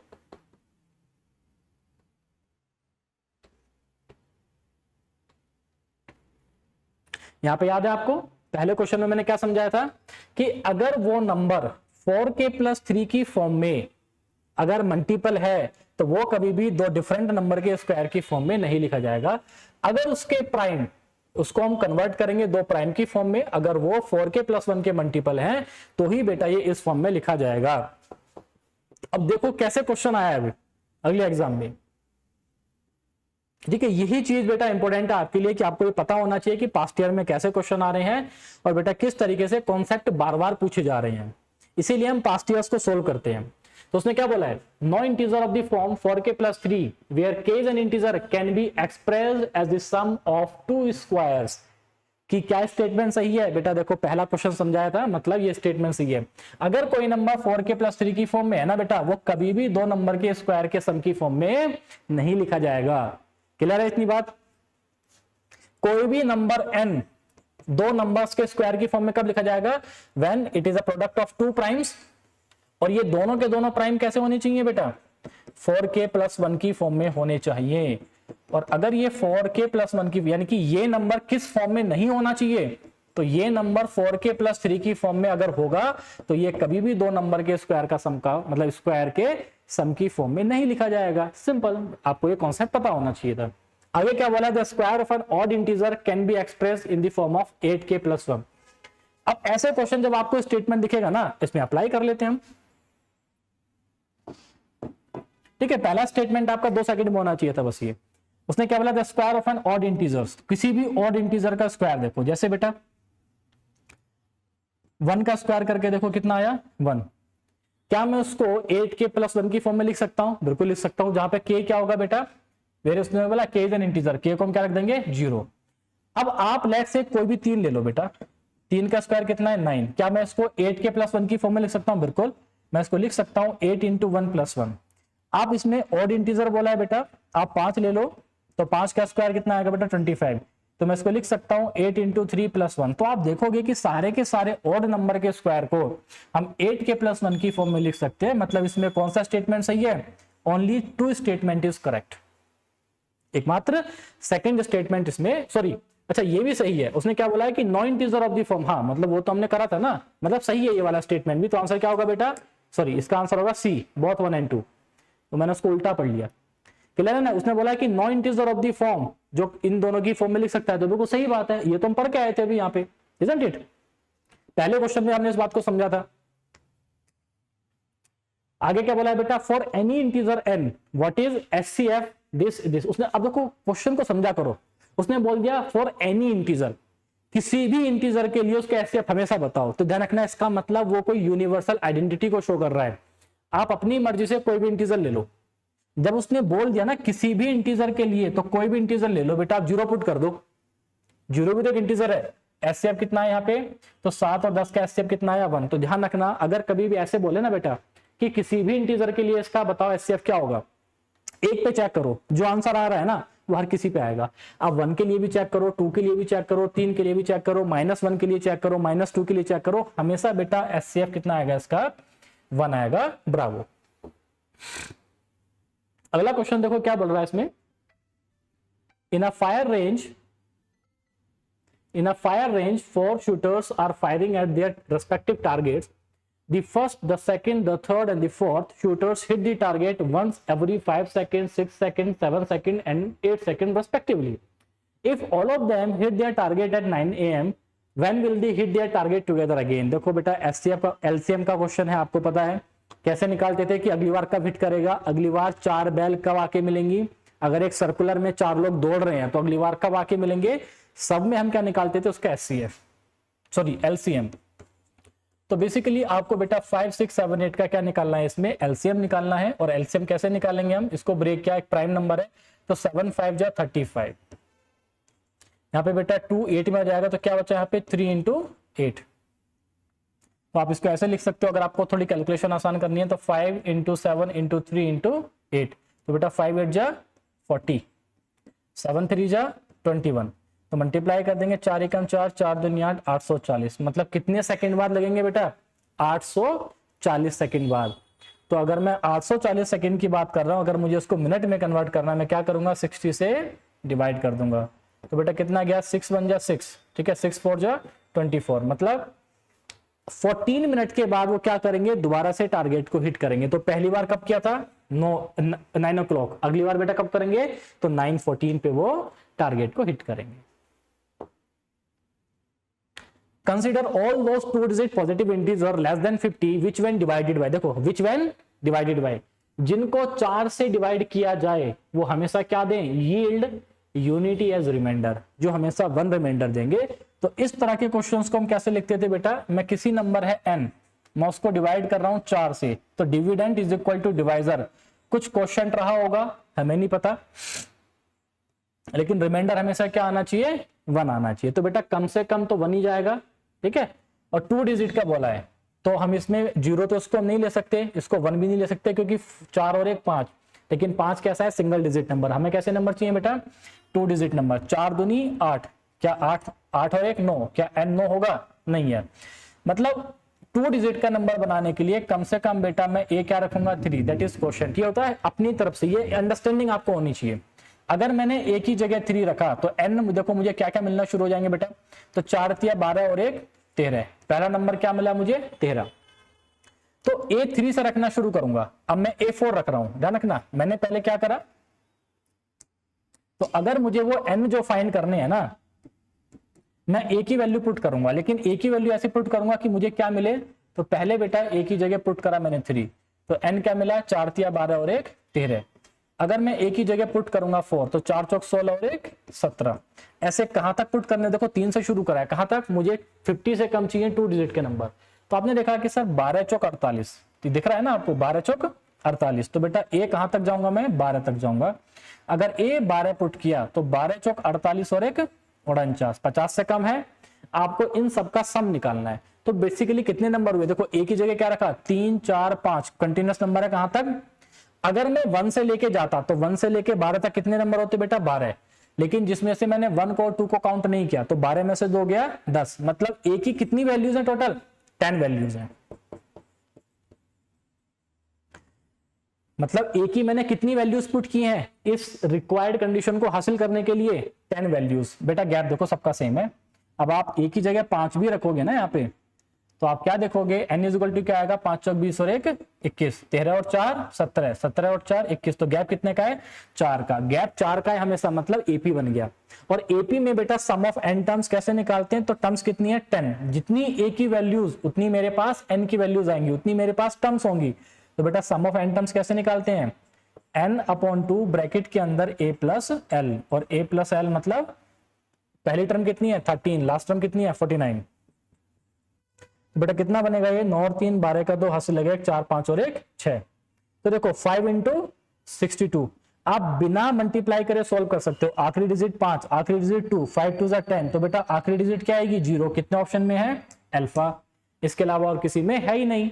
तो बस आपको अंडरस्टैंडिंग होनी चाहिए कि क्वेश्चंस पे किस तरीके से अप्रोच करना है, क्या उसके पीछे का कॉन्सेप्ट है। और ये हम स्टार्टिंग से करते हुए आ रहे हैं, ठीक है। ये चीज बेटा हम स्टार्टिंग से कर रहे हैं, बस आपको समझ आना चाहिए। क्वेश्चन नंबर 279 देखो बेटा, खुद से अप्रोच करो, अच्छा क्वेश्चन है, बिल्कुल सिंपल क्वेश्चन है। अगेन यही कॉन्सेप्ट है जो अभी मैंने आपको लगाया है। उसने क्या बोला है कि an is equal to 3 - 4n, then what is a1 a2 a3 equal to where 1 2 3, यानी कि sum of n consecutive number किसके बराबर होता है बेटा, n+1/2। तो देखो an की वैल्यू ये है, मतलब a1 क्या आएगा, a1 का मतलब बेटा n की जगह मैंने क्या पुट कर दिया 1। अगर मैं n की जगह 1 पुट करूंगा तो क्या बना 3 - 4 दैट इज इक्वल टू -1। तो बेटा a2 क्या आएगा, क्योंकि ये n की वैल्यू रिप्रेजेंट कर रहा है। यहां पे जो नंबर है क्या रिप्रेजेंट कर रहा है, n की वैल्यू, क्योंकि a इतना है तो n अगर 2 रखा तो कितना जाएगा, देखो बेटा 3 minus 8 that is equal to -5। अगर a इज इक्वल टू 3 रखा तो देखो a इज इक्वल टू 3 क्या जाएगा बेटा वहां पे, तो आप देखोगे 3 minus 12 and that is equal to -9। अब 2 कहां तक पुट करेंगे बेटा, a की वैल्यू n, और जब a की वैल्यू n पुट करूंगा तो कितना बना 3 माइनस 4n। अभी जैसे लास्ट वाले क्वेश्चन में बेटा मैंने AP लगाया, देखो यहाँ पे देखो इन दोनों का डिफरेंस कितना है, -5 में से क्या -4, -9 में से -5 गया, तो बेटा यहाँ पे अगर आप डिफरेंस देखोगे तो -9 में से -+4 कितना गया बेटा, -4 गया। मतलब कॉमन डिफरेंस कितना है, -4। नंबर ऑफ टर्म्स कितनी है, 1 से शुरू किया है n तक, तो इन सबका सम निकालना है, तो सम ऑफ n टर्म्स निकालना है। तो बेटा n/2 और क्या करेंगे a प्लस l, पहली टर्म कितनी है 1 प्लस लास्ट टर्म कितना है बेटा यहाँ पे, तो 3 माइनस 4n। आप इसको सोल्व कर देंगे तो n/2 ब्रैकेट के अंदर कितना जाएगा ये 2 माइनस 4n, और बेटा यहां से 2 से इसको डिवाइड कर देंगे तो n यहाँ पे कितना गया 1 माइनस 2n। अब देखो क्या ऑप्शन में है, नहीं है, मतलब यहां से माइनस बाहर लिया, अगर यहां से माइनस बाहर लिया तो ये क्या बनेगा 2n माइनस 1, जो कि किस ऑप्शन में है बेटा, ब्रावो ऑप्शन में है। बस इसी तरीके से आपको वैल्यू पुट करके वैल्यूज निकाल के क्वेश्चन को सोल्व करना था, आंसर आपके पास। आंसर कितना आ गया हमारा इसमें, ब्रावो। आगे क्या बोल रहा है देखो बेटा, how many pairs of x and y are possible in the number 763x for y2 if the number is divisible by 9। अगर ये नंबर 9 से डिविजिबल है तो बताओ x और y के ऐसे कितने पॉसिबल पेयर होंगे जिसमें ये नंबर 9 से डिविजिबल होगा। और बेटा x और y क्या है, ध्यान रखना, x और y क्या है इसमें डिजिट्स, ठीक है। तो बेटा मैक्सिमम कितनी हो सकती है, और डिजिट हमेशा क्या होती है 9 के बराबर या 9 से छोटी, और किससे बड़ी होती है बेटा हमेशा 0 के बराबर या फिर 0 से बड़ी। अब 9 के लिए रूल क्या था, अगर आपको याद होगा तो देखो इसको लिख लेते हैं हम क्वेश्चन को यहाँ पे, 763x 4 y एंड 2। बेटा 9 के लिए रूल था कि हम डिजिट को सम करते हैं और सम करके कहीं पे 9 बना तो उसको छोड़ देते हैं, क्योंकि 9 हमेशा 9 से डिविजिबल होगा, वहां पे रिमाइंडर कितना आएगा 0। तो हमें दिखा 6 और 3 9 छोड़ दिया, 7 और 2 9 छोड़ दो, मतलब इस डिजिट का, इस नंबर की डिजिट का सम कितना है बेटा, तो x प्लस वाई प्लस 4।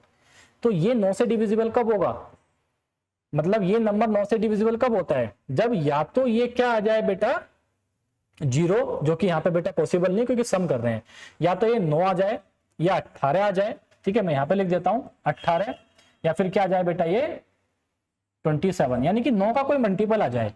अगर ये 9 का मल्टीपल आएगा तो ये नंबर क्या होगा बेटा 9 से डिविजिबल हो जाएगा। अब एक बात बताओ, x प्लस वाई को क्या रखूं कि वो 9 से डिविजिबल होकर 9 बना दे, पहले 9 पे काम करते हैं, तो आपको क्या रखना पड़ेगा, इसको 5 रखना पड़ेगा। 18 बनाने के लिए बेटा देखो मैक्सिमम कितना जाएगा, ये 9 और 9 18, अगर दोनों x मैक्सिमम गया 9, y मैक्सिमम कितना गया 9, 9 और 9 18 और 4 22, क्या कभी बेटा 27 मिल पाएगा, नहीं मिलेगा, यानी कि 18 पे काम करना है। 18 के लिए मुझे x प्लस वाई को क्या बनाना पड़ेगा 14, यानी कि मुझे इन दोनों पे काम करना है। x और y क्या क्या हो सकती है, या तो इन दोनों का सम 5 होना चाहिए या फिर इन दोनों का सम 14 होना चाहिए, तभी बेटा ये नंबर क्या होगा हमारा 9 से डिविजिबल, क्योंकि तभी एक ऐसा नंबर मिलेगा जो 9 का मल्टीपल होगा। और 9 का मल्टीपल कहां तक जाएंगे 18 तक, क्योंकि 27 पॉसिबल ही नहीं है, क्योंकि बेटा मैक्सिमम डिजिट कितनी होती है 9। अगर इसको मैक्सिमम रखा 9, इसको मैक्सिमम रखा 9, 9 9 18 और 4 22, कहां तक जा रहा है 22 तक, मतलब 9 और 18 ही पॉसिबल है, 27 पॉसिबल नहीं है।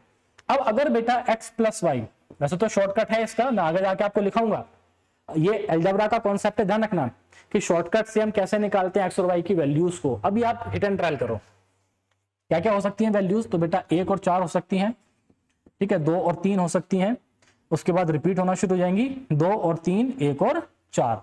यहाँ पे बेटा मेरे को कितनी वैल्यूज मिली 4 वैल्यू। मैं बेटा इसको आपको फिर बोल रहा हूँ, इसके निकालने का शॉर्टकट तरीका है, ठीक है, कि अगर x plus y is equal to 5 है, या दूसरी कंडीशन क्या बनी कि x plus y is equal to 14, इसका शॉर्ट तरीका है निकालने का, लेकिन मैं अभी अगले क्वेश्चन में आपको समझाऊंगा।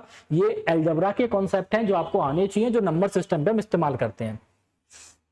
तो इसको निकालने के लिए देखो क्या करेंगे बेसिकली बेटा, अब हम इसको भी हिट एंड ट्रायल ही करते हैं। जैसे इसको करेंगे 1 तो ये कितना जाएगा बेटा 13, 2 किया तो कितना जाएगा 12 जाएगा बेटा, 3 किया तो कितना जाएगा ये हमसे 11 जाएगा, 4 किया तो कितना जाएगा 10 जाएगा, 5 किया तो कितना जाएगा 9, 6 किया तो कितना जाएगा 8, और अगर बेटा यहाँ पे 7 गया तो कितना जाएगा यहाँ पे 7। देखो इसके बाद क्या करेंगे, सब रिपीट करेंगे क्योंकि 8 और 6 तो आपको दिख रहा है, यानी कि ये अपने आप को रिपीट करेंगे। तो 1 2 3 4 5 6 7 अपने आप को रिपीट करेंगे। कितना गया बेटा 14, 14 और 1 15, 15 में देखो 16 17 18 19। तो एक तरीके से उसने क्या बोला है कि डिविजिबल बाय 19। तो एक्स और वाई की पॉसिबल वैल्यूज कितनी है इस नंबर में, एक बार देख लेते हैं बेटा, गलत तो नहीं किया। 6 और 3 9, 7 और 2 9 4 बचा है, ठीक है। नंबर 6 लिखा है ना हमने, 7 6 3 4 वाई, ठीक है। तो यहाँ पे कितना बचा बेटा 4, तो x प्लस वाई 5 आना चाहिए। तो 5 कब कब आ सकता है, 1 और 4, 2 और 3, 3 और 2 5, 4 और 1 5। अच्छा वो फिर रिवर्स करके फर्क नहीं पड़ेगा, इसका मतलब वो रिवर्स को नहीं ले रहा है। तो अगर रिवर्स नहीं लेगा तो कैसे लेगा, देखो 1 और 2, तो 3 4 5 6 7 8 9, तो इसका मतलब नंबर कितने आए, टोटल 18 आए। ध्यान रखना बेटा, टोटल पॉसिबल वैल्यूज कितनी है 18 है।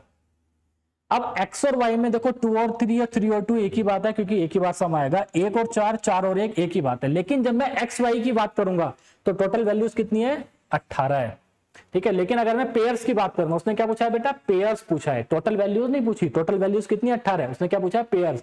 तो बेटा मेरे पास पेयर कितने आएंगे 9। तो इस क्वेश्चन का आंसर क्या है, ब्रावो। देखो इसको निकालने का शॉर्ट तरीका भी है।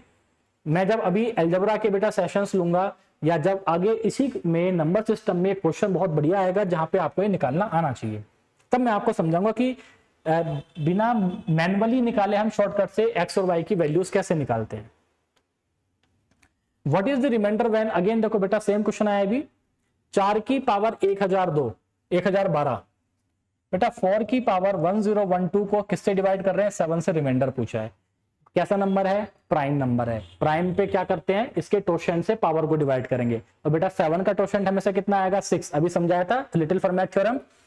तो 1012 को 6 से डिवाइड करेंगे तो बेटा रिमाइंडर कितना आएगा, 6 1 जा 6, 4 कैरी गया 41, 6 6 जा 36, 41 पे 5 गया 52, और बेटा 6 8 जा 48। तो कितना रिमाइंडर गया आपके पास, यहाँ पे 4 रिमाइंडर गया। तो अगेन बेटा आप क्या करोगे, यहाँ पे जो रिमाइंडर आएगा ना उसको लिख लो। 4 की पावर 4 को 7 से डिवाइड करेंगे, अभी करके आए थे बिल्कुल। रिमाइंडर कितना है बेटा 4। बस आपको थ्योरम्स पता होनी चाहिए, आपको जो आप बेसिक से भी अप्रोच कर सकते हो, बट ये ऐसी चीजें जो आपको डायरेक्ट दिखनी चाहिए, आपको पता होनी चाहिए, अदरवाइज बेटा आप क्वेश्चन में फंसोगे। देखो बेटा फिर से रिमाइंडर का क्वेश्चन है कि what is the remainder when. अब आपको याद होगा बेटा मैंने आपको ये भी रूल कराया है कि अगर आपके पास n नंबर्स हैं मल्टीप्लाई में, 4 5 2 3 इंटू 2 4 5 1, मैं 12 से डिवाइड कर रहा हूं। ये रूल नंबर 1 है रिमाइंडर में, सबसे बेसिक रूल, फंडामेंटल्स में हम इसी को पढ़ते हैं कि अगर मेरे पास n नंबर्स हैं जिनकी मल्टीप्लाई हो, बेटा समेशन भी हो सकता है, इनका सब्ट्रैक्शन भी हो सकता है। मैं 12 से डिवाइड करके रिमाइंडर बताऊं, तो पहला तरीका तो ये है कि सबको मल्टीप्लाई कर लो, फिर 12 से डिवाइड करो, आपके पास आंसर आ जाएगा। एक तरीका क्या है बेटा यहाँ पे कि इंडिविजुअल नंबर को डिवाइड करो। रूल क्या कहता है कि अगर हमारे पास कभी भी n नंबर्स मल्टीप्लाई में है ना, तो जो भी जिस नंबर से भी आप डिवाइड कर रहे हो उससे इंडिविजुअल नंबर को डिवाइड करो, और इंडिविजुअल नंबर को डिवाइड करके जो रिमाइंडर्स आएंगे उनको अगर मल्टीप्लाई है बीच में तो मल्टीप्लाई कर देंगे, अगर बीच में सम है तो सम कर देंगे, अगर बीच में सब्ट्रैक्शन है तो उनको सब्ट्रैक्ट करके दोबारा से हम डिवाइजर से डिवाइड करेंगे जो नीचे होगा। और ऐसा तब तक करेंगे जब तक बेटा वो रिमाइंडर 12 से छोटा ना आ जाए या डिवाइजर से छोटा ना आ जाए। ये है सबसे बेसिक कॉन्सेप्ट जो हम रिमाइंडर में अप्लाई करते हैं।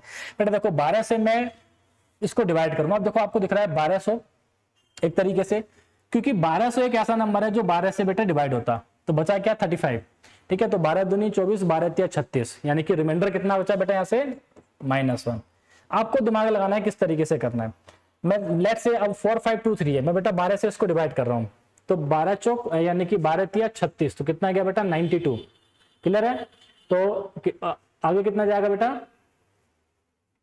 12 सत्ते 84, कितना गया बेटा उसमें 84, यहाँ पे कितना हो जाता 92, 84 मतलब 83 गया। और बेटा यहाँ पे कितना जाएगा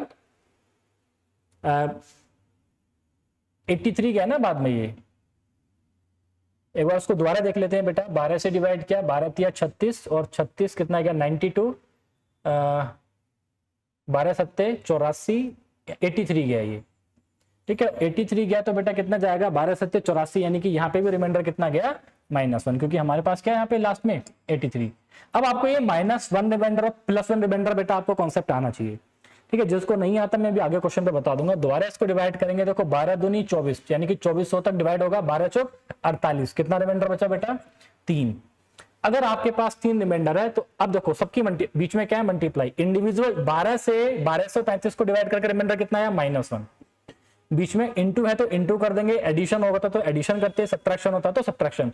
4523 को डिवाइड करके रिमाइंडर कितना आया -1, यहाँ पे डिवाइड करके रिमाइंडर कितना आया, इसको दोबारा से 12 से डिवाइड करो, क्योंकि रिमाइंडर ध्यान रखो एक तो हमेशा पॉजिटिव होगा और दूसरा हमेशा 12 से छोटा होगा। तो बेटा -1 3 1 इंटू 3, क्या बेटा 3 12 से छोटा है, बिल्कुल है। क्या 3 को 12 से डिवाइड कर पाएंगे, नहीं कर पाएंगे, तो आंसर क्या आएगा आपका इसमें, ब्रावो, दैट इज 3। इसी तरीके से आपको अप्रोच करना है। अब हो सकता है आपको निगेटिव रिमाइंडर क्या होता है बेटा, पॉजिटिव रिमाइंडर क्या होता है आपको समझ में ना आया हो। मैं आपको बड़े छोटे से एग्जांपल से इसको समझाता हूं। लेट्स से बेटा मेरे पास था 15 और 15 को मैंने डिवाइड किया 7 से। देखो दो तरह के रिमाइंडर होते हैं, हम डिवाइड कैसे करते हैं बेटा, देखो मैं आपको बेसिक समझा रहा हूं। हम डिवाइड करते हैं इस तरीके से, हम 7 का टेबल रीड करेंगे एक ऐसा नंबर फाइंड करने के लिए, या तो 7 के टेबल में 15 आ जाए या फिर 15 से छोटा जो उसका नियरेस्ट मल्टीपल है। हमने क्या देखा, 7 2 14, सबसे पास मल्टीपल कौन सा है जो 15 या 15 के बराबर या उससे छोटा है 7 का, दैट इज 14। तो यहाँ पे लेफ्ट ओवर क्या बचा 1, इसको हम क्या बोलते हैं बेटा रिमाइंडर। ये जो रिमाइंडर होता है जब हम एक उस नंबर से छोटा मल्टीपल लेते हैं तो हमेशा रिमाइंडर आएगा बेटा पॉजिटिव, इस रिमाइंडर को हम क्या बोलेंगे पॉजिटिव। लेकिन जब मैं 7 का ऐसा मल्टीपल ढूंढूं जो 15 के बराबर या उससे जस्ट बड़ा हो, तो आपने देखा 7 2 14 छोटा गया, 7 3 21।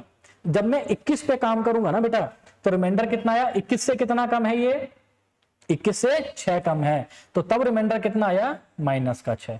मतलब अगर मैं छोटे नंबर पे काम करूंगा, छोटे मल्टीपल पे काम करूंगा उस गिवन नंबर से जिसको मैं डिवाइड कर रहा हूं, तो रिमाइंडर पॉजिटिव, बड़े मल्टीपल पे काम करूंगा तो रिमाइंडर नेगेटिव। तो बेसिकली बेटा हुआ क्या कि जब मैंने 15 को डिवाइड करा तो 7 2 14, छोटे मल्टीपल लिया तो बेटा प्लस का 1 रिमाइंडर, 7 3 21, बड़ा मल्टीपल लिया तो -6 रिमाइंडर। आप समझो पॉजिटिव रिमाइंडर और नेगेटिव रिमाइंडर का सम देखो विदाउट साइन, तो बेटा 6 और 1 7, किसके बराबर है, डिवाइजर के बराबर है, हमेशा डिवाइजर के बराबर आएगा। तो कभी सॉल्व करते हुए अगर आपका रिमाइंडर नेगेटिव आ जाए, मान लो ये -3 आता, लेकिन ध्यान रखना रिमाइंडर हमेशा कैसा होगा बेटा पॉजिटिव। रिमाइंडर आंसर कभी भी माइनस में नहीं होगा। हम कैलकुलेशन करते टाइम नेगेटिव लें पॉजिटिव लें कोई फर्क नहीं पड़ेगा, हमें कैलकुलेशन आसान करना है, लेकिन आंसर जो होगा हमेशा कैसा होगा पॉजिटिव। अगर ये -3 आया होता तो बेटा इसको पॉजिटिव कैसे बनाएंगे, 12 में से माइनस करके विदाउट साइन, तो 12 में से 3 गए कितना है 9, मतलब 9 क्या इसका आंसर हो जाता। अगर ये निगेटिव आता तो, अभी कैसा है पॉजिटिव, तो हमारा आंसर कितना हो गया 3। क्लियर है। आप इस तरीके से इस चीज को समझो, आप इस तरीके से आपको ये पता होना चाहिए। आगे क्या बोल रहा है बेटा, देखो what is the remainder when, again ये वही क्वेश्चन है जो अभी क्या है, बस अलग तरीके से। यहाँ पे दो कॉन्सेप्ट का इस्तेमाल हो रहा है। तो 2 की पावर 23 प्लस 23 की पावर 23 एंड 29 की पावर 29, किसको डिवाइड किया बेटा 23 से डिवाइड किया, रिमाइंडर पूछा। अभी क्या कॉन्सेप्ट बताया था कि जब हम एडिशन में हो, सब्ट्रैक्शन में हो, मल्टीप्लाई में हो, जब n नंबर्स को डिवाइड करते हैं तो हम इंडिविजुअल नंबर को डिवाइड करते हैं। किसको करेंगे, मतलब 23 से पहले 17 को डिवाइड करो, 23 से फिर 23 की पावर 23 को डिवाइड करो, 23 से फिर 29 की पावर को डिवाइड करो। ठीक है, इस तरीके से बेटा हम यहाँ पे डिवाइड करके लिखेंगे। तो अब आपने देखा कि सर 23 की पावर कुछ भी हो, 23 से तो हमेशा डिविजिबल होगी, मतलब इन दोनों को अलग ले जाएंगे। तो 27 की हम ऐसे भी कर सकते हैं, किससे डिवाइड करेंगे 23 से इंडिविजुअल, तो 23 की पावर 23 को इंडिविजुअल डिवाइड करेंगे, 29 की पावर 23 को 23 से इंडिविजुअल डिवाइड करेंगे। इंडिविजुअल डिवाइड करके जो भी रिमाइंडर आएगा उसको हम क्या करेंगे ऐड करेंगे और दोबारा से किससे डिवाइड कर देंगे 23 से। जो देखो पीछे का कॉन्सेप्ट है इसमें भी तो ऐसे ही क्या बेटा, इंडिविजुअल डिवाइड किया और इंडिविजुअल डिवाइड करके हमने उनको दोबारा से मल्टीप्लाई करके डिवाइजर से डिवाइड कर दिया। ये कॉन्सेप्ट है जो आपको आना चाहिए। अब एक चीज देखो बेटा, 23 से 17 को इंडिविजुअली डिवाइड करो तो आपको दिख रहा है अगर छोटा मल्टीपल लिया तो बेटा रिमाइंडर कितना था 17, बड़ा मल्टीपल लिया 23 तो रिमाइंडर कितना आया -6 की पावर 23। प्लस 23 से 23 को डिवाइड करेंगे, रिमाइंडर कितना आया 0। अब 29 को डिवाइड किया तो इंडिविजुअल डिवाइड करके कितना है बेटा, ठीक है 6 की पावर 23, किससे डिवाइड कर दिया 23 से। एक बात देखो ये बेटा -6 की पावर ओड है तो ये क्या जाएगा, आप देखोगे ये जाएगा बेटा -6 की पावर 23 प्लस 6 की पावर 23 डिवाइडेड बाय 23। तो बेटा माइनस प्लस कितना गया 0, मतलब 0 को 23 से डिवाइड करेंगे तो रिमाइंडर कितना आएगा 0 आएगा। एक तरीका तो ये था कि आपको रिमाइंडर की अंडरस्टैंडिंग थी, आपने इसको क्वेश्चन को ऐसे सोल्व किया। दूसरा, अगर आपको याद होगा तो a की पावर n प्लस b की पावर n हमेशा किससे डिवाइड होती है, अगर पावर ओड है तो बेटा हमेशा a प्लस b से डिविजिबल होगा। अब इस क्वेश्चन में देखो कि 23 को जब हम इंडिविजुअल डिवाइड करेंगे तो 23 तो हमेशा डिवाइड होगा, मतलब मैंने क्या किया कि 17 की पावर 23 और 29 की पावर 23 को एक तरफ लिख दिया और 23 की पावर 23 को एक तरफ छोड़ दिया। बेटा a की पावर n प्लस b की पावर n पावर ओड है, हमेशा किससे डिवाइड होगा a प्लस b से। तो 17 प्लस 29 अगर ऐड करेंगे तो 7 और 9 16 का 6 हाथ से लगा 1 2 3 और 1 4। तो एक तरीके से बेटा ये दोनों नंबर, ये जो सम आएगा ये किससे डिवाइड होगा 46 से। अगर ये 46 से डिवाइड हो रहा है तो इसके फैक्टर से भी होगा, और इसके फैक्टर कितने हैं बेटा 2 and 23, मतलब इन दोनों का समेशन 23 से डिवाइड होगा। बेटा 23 की पावर 23 हमेशा 23 से डिवाइड होगा, तो मतलब इसका जो रिमाइंडर है वो कितना आएगा 0, क्योंकि ये टर्म टोटल कैसी आई 23 से डिविजिबल। आप ऐसे भी अप्रोच कर सकते हो, आप ऐसे भी अप्रोच कर सकते हो, वो आपके ऊपर है, वो आपकी अंडरस्टैंडिंग है। बहुत अच्छा क्वेश्चन है बेटा, देखो प्राइम के ऊपर, ठीक है स्टार मार्क कर लो एक। उसने क्या बोला है कि P Q R are prime number such that p is less than q is less than r is less than 13। तो बेटा 13 से छोटे सारे वो लिख लो प्राइम। तो 13 से छोटे कौन कौन से प्राइम है, मेरे पास 2 है बेटा, 3 है, 5 7 11 और बस उसके बाद क्या आएगा 13। इसी के पास है, उसने क्या बोला है कि p छोटा है q से, छोटा है r से और r छोटा है 13 से, हमने 11 तक लिया है। तो बताओ कि p plus q plus r क्या बन जाए, एक प्राइम नंबर बन जाए। तो ऐसे हमारे पास p q r के कितने केस बनेंगे, मतलब हमारे पास कितनी वैल्यूज होंगी, किसकी p q और r की। तो एक चीज देखो बेटा, अगर ये एक प्राइम नंबर है तो प्राइम नंबर हमेशा कैसे होते हैं 2 को छोड़ के ऑड, इजंट इट। 2 एकमात्र इवन प्राइम है, इसके अलावा सारे प्राइम कैसे होते हैं ऑड। अगर बेटा मैं तीनों को ऑड ले लूं, अगर या मैं इसको इवन ले लूं किसी एक नंबर को, तो बाकी दो क्या होंगे ऑड, आपको दिमाग लगाना था ये। तो ऑड प्लस ऑड कितना गया इवन, और इवन प्लस इवन कितना गया इवन।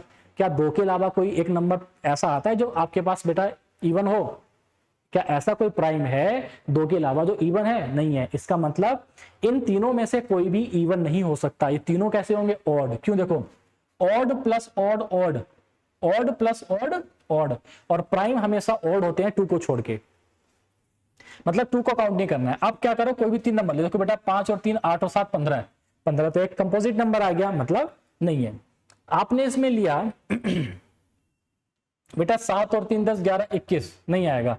7 और 5 12 और 11, देखो ऐसे कर सकते हैं, इसको 5 लिया, इसको 7 लिया, इसको 11 लिया, तो 7 और 5 12, 12 और 1 13 और 10 23, मतलब क्या मिला 23, जो कि एक प्राइम नंबर है।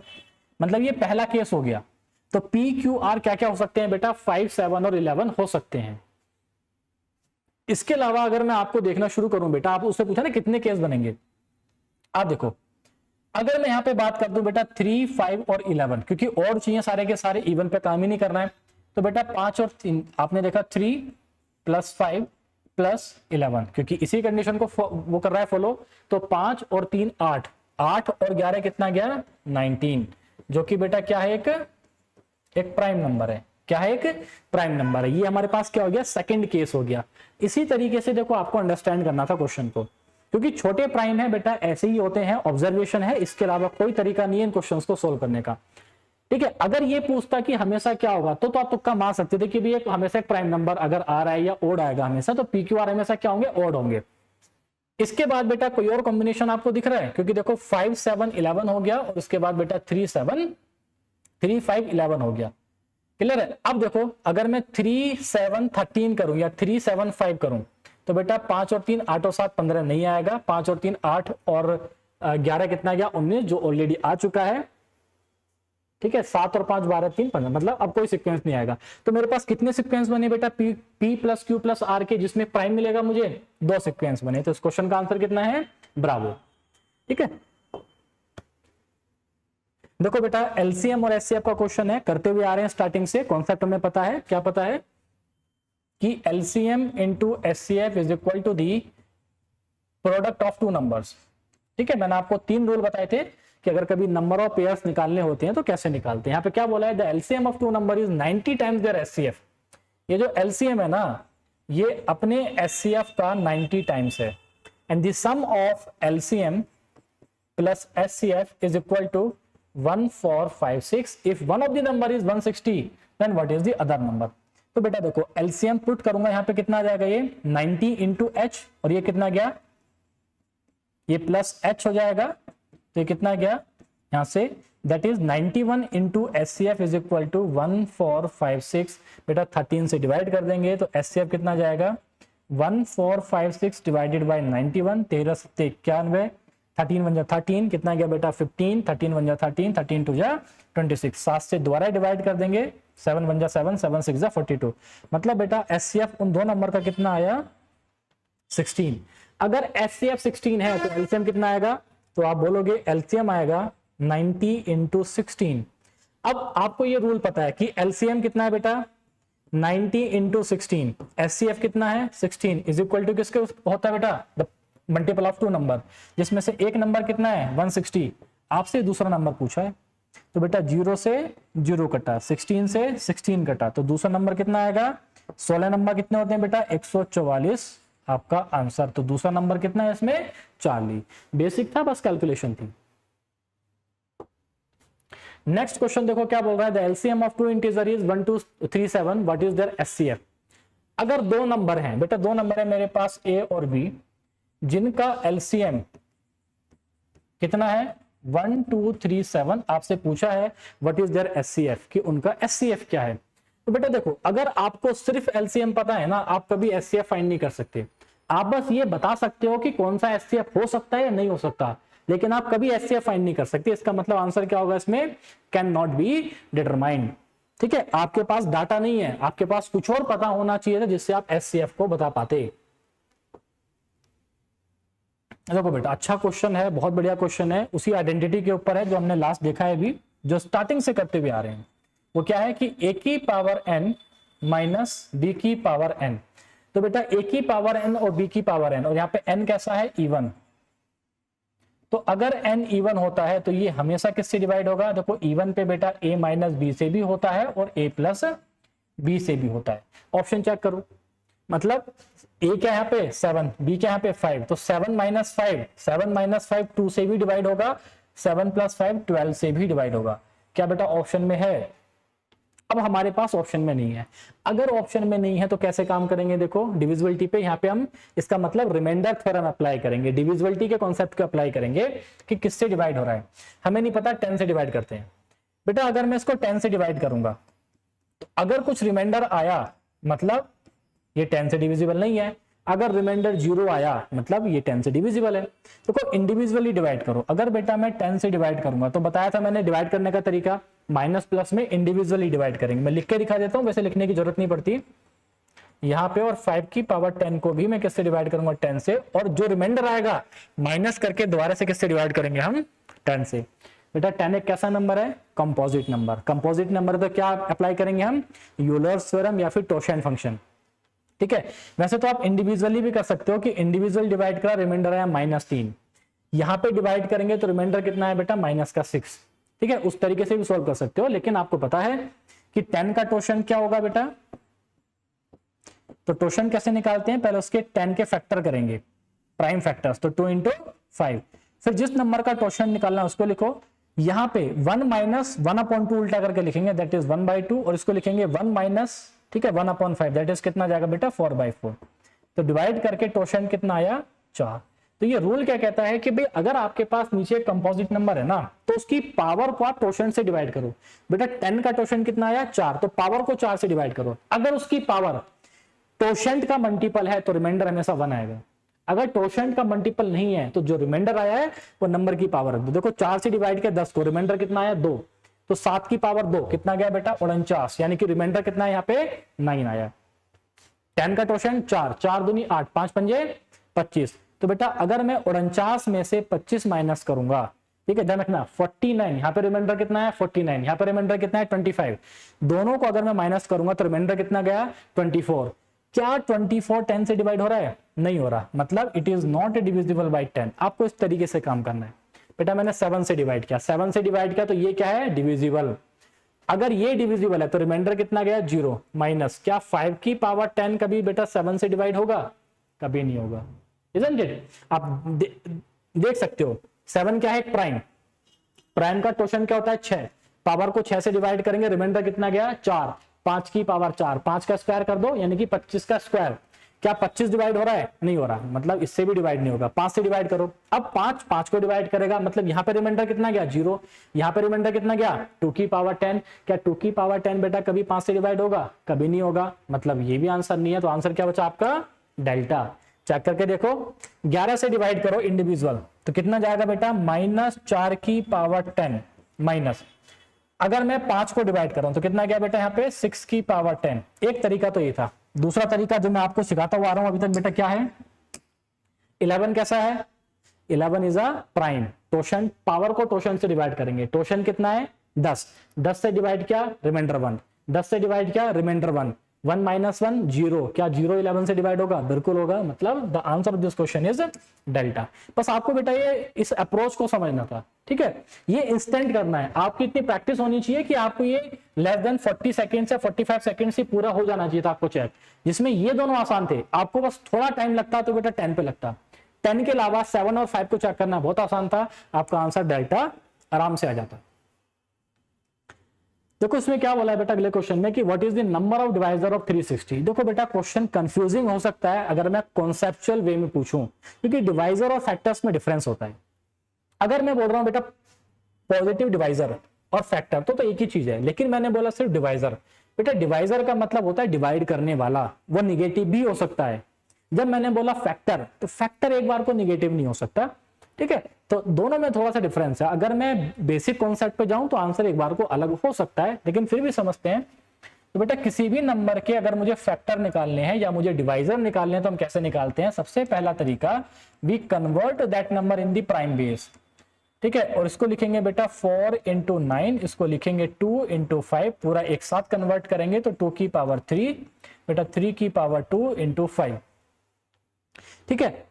अब बेटा number of factor, total number of factor निकालने का हमारे पास तरीका क्या था कि जो भी बेस में प्राइम है उसकी पावर पे एक ऐड करो। 3 में एक ऐड किया 4, 2 में एक ऐड किया 3, 1 में एक ऐड किया 2, तो बेटा 4 तिया 12 दूनी 24, मतलब ऐसे टोटल 24 नंबर हैं जो 36 को डिवाइड करेंगे।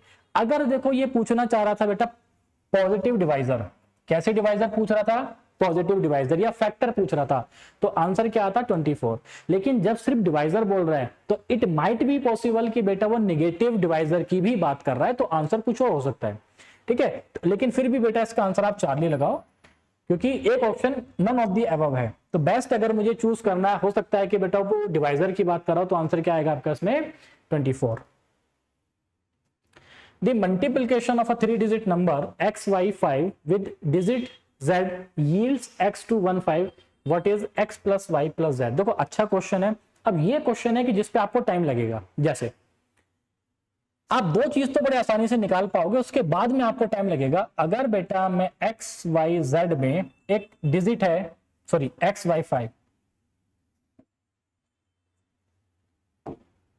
xy5 में एक डिजिट है बेटा z। तो देखो अगर ये एक डिजिट है ना, तो आपको पता है z हमेशा क्या होगा 9 से छोटा होगा और बेटा 0 से बड़ा होगा। अब आपको देखना है कि जब मैंने इसमें मल्टीप्लाई किया तो मुझे क्या मिला? मुझे मिला यहाँ पे x215।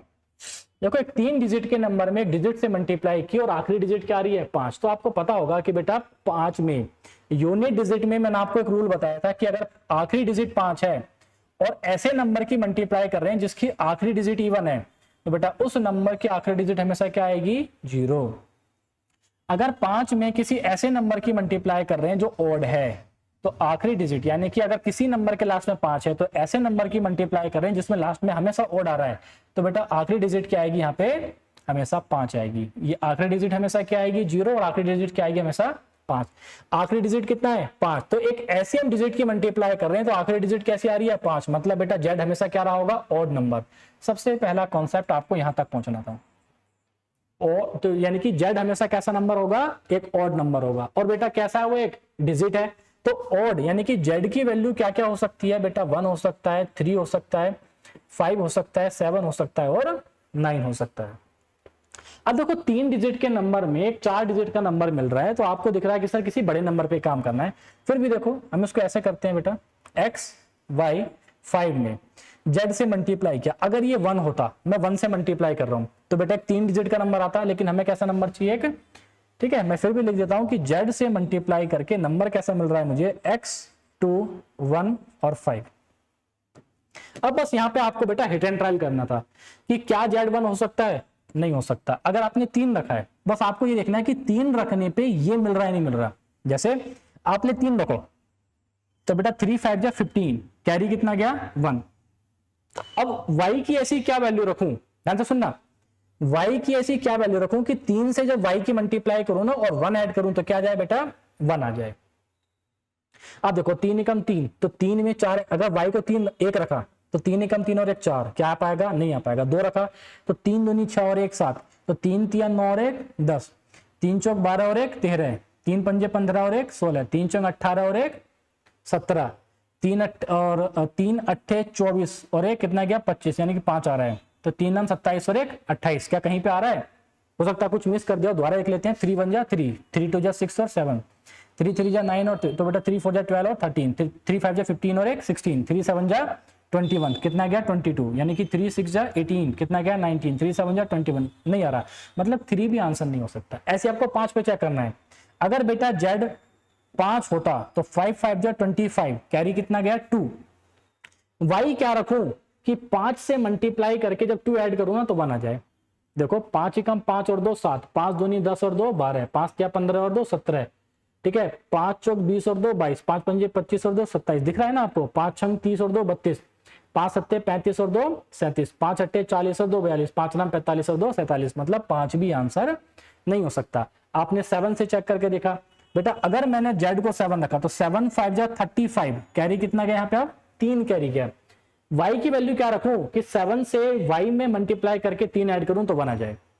देखो 7 बन जा 7, 7 और 3 10, 7 दूनी 14 और 3 17, 7 तिया 21 और 3 24, 7 पंजे 35 और 3 38, 7 छंग 42 और 3 45, 7 सत्ते 49 और 3 51। अब यहां पे आपको दिखा कि देखो अगर y 7 रखूं मैं, ठीक है अगर बेटा y में क्या रखूं यहाँ पे 7, तो देखो 7 7 जा 49, 49 3 49 कितना आ रहा 52, अच्छा तब भी नहीं आ रहा, ठीक है 7 8 जा 56 और 3 कितना आ गया 59, तो बेटा 7 7 जा,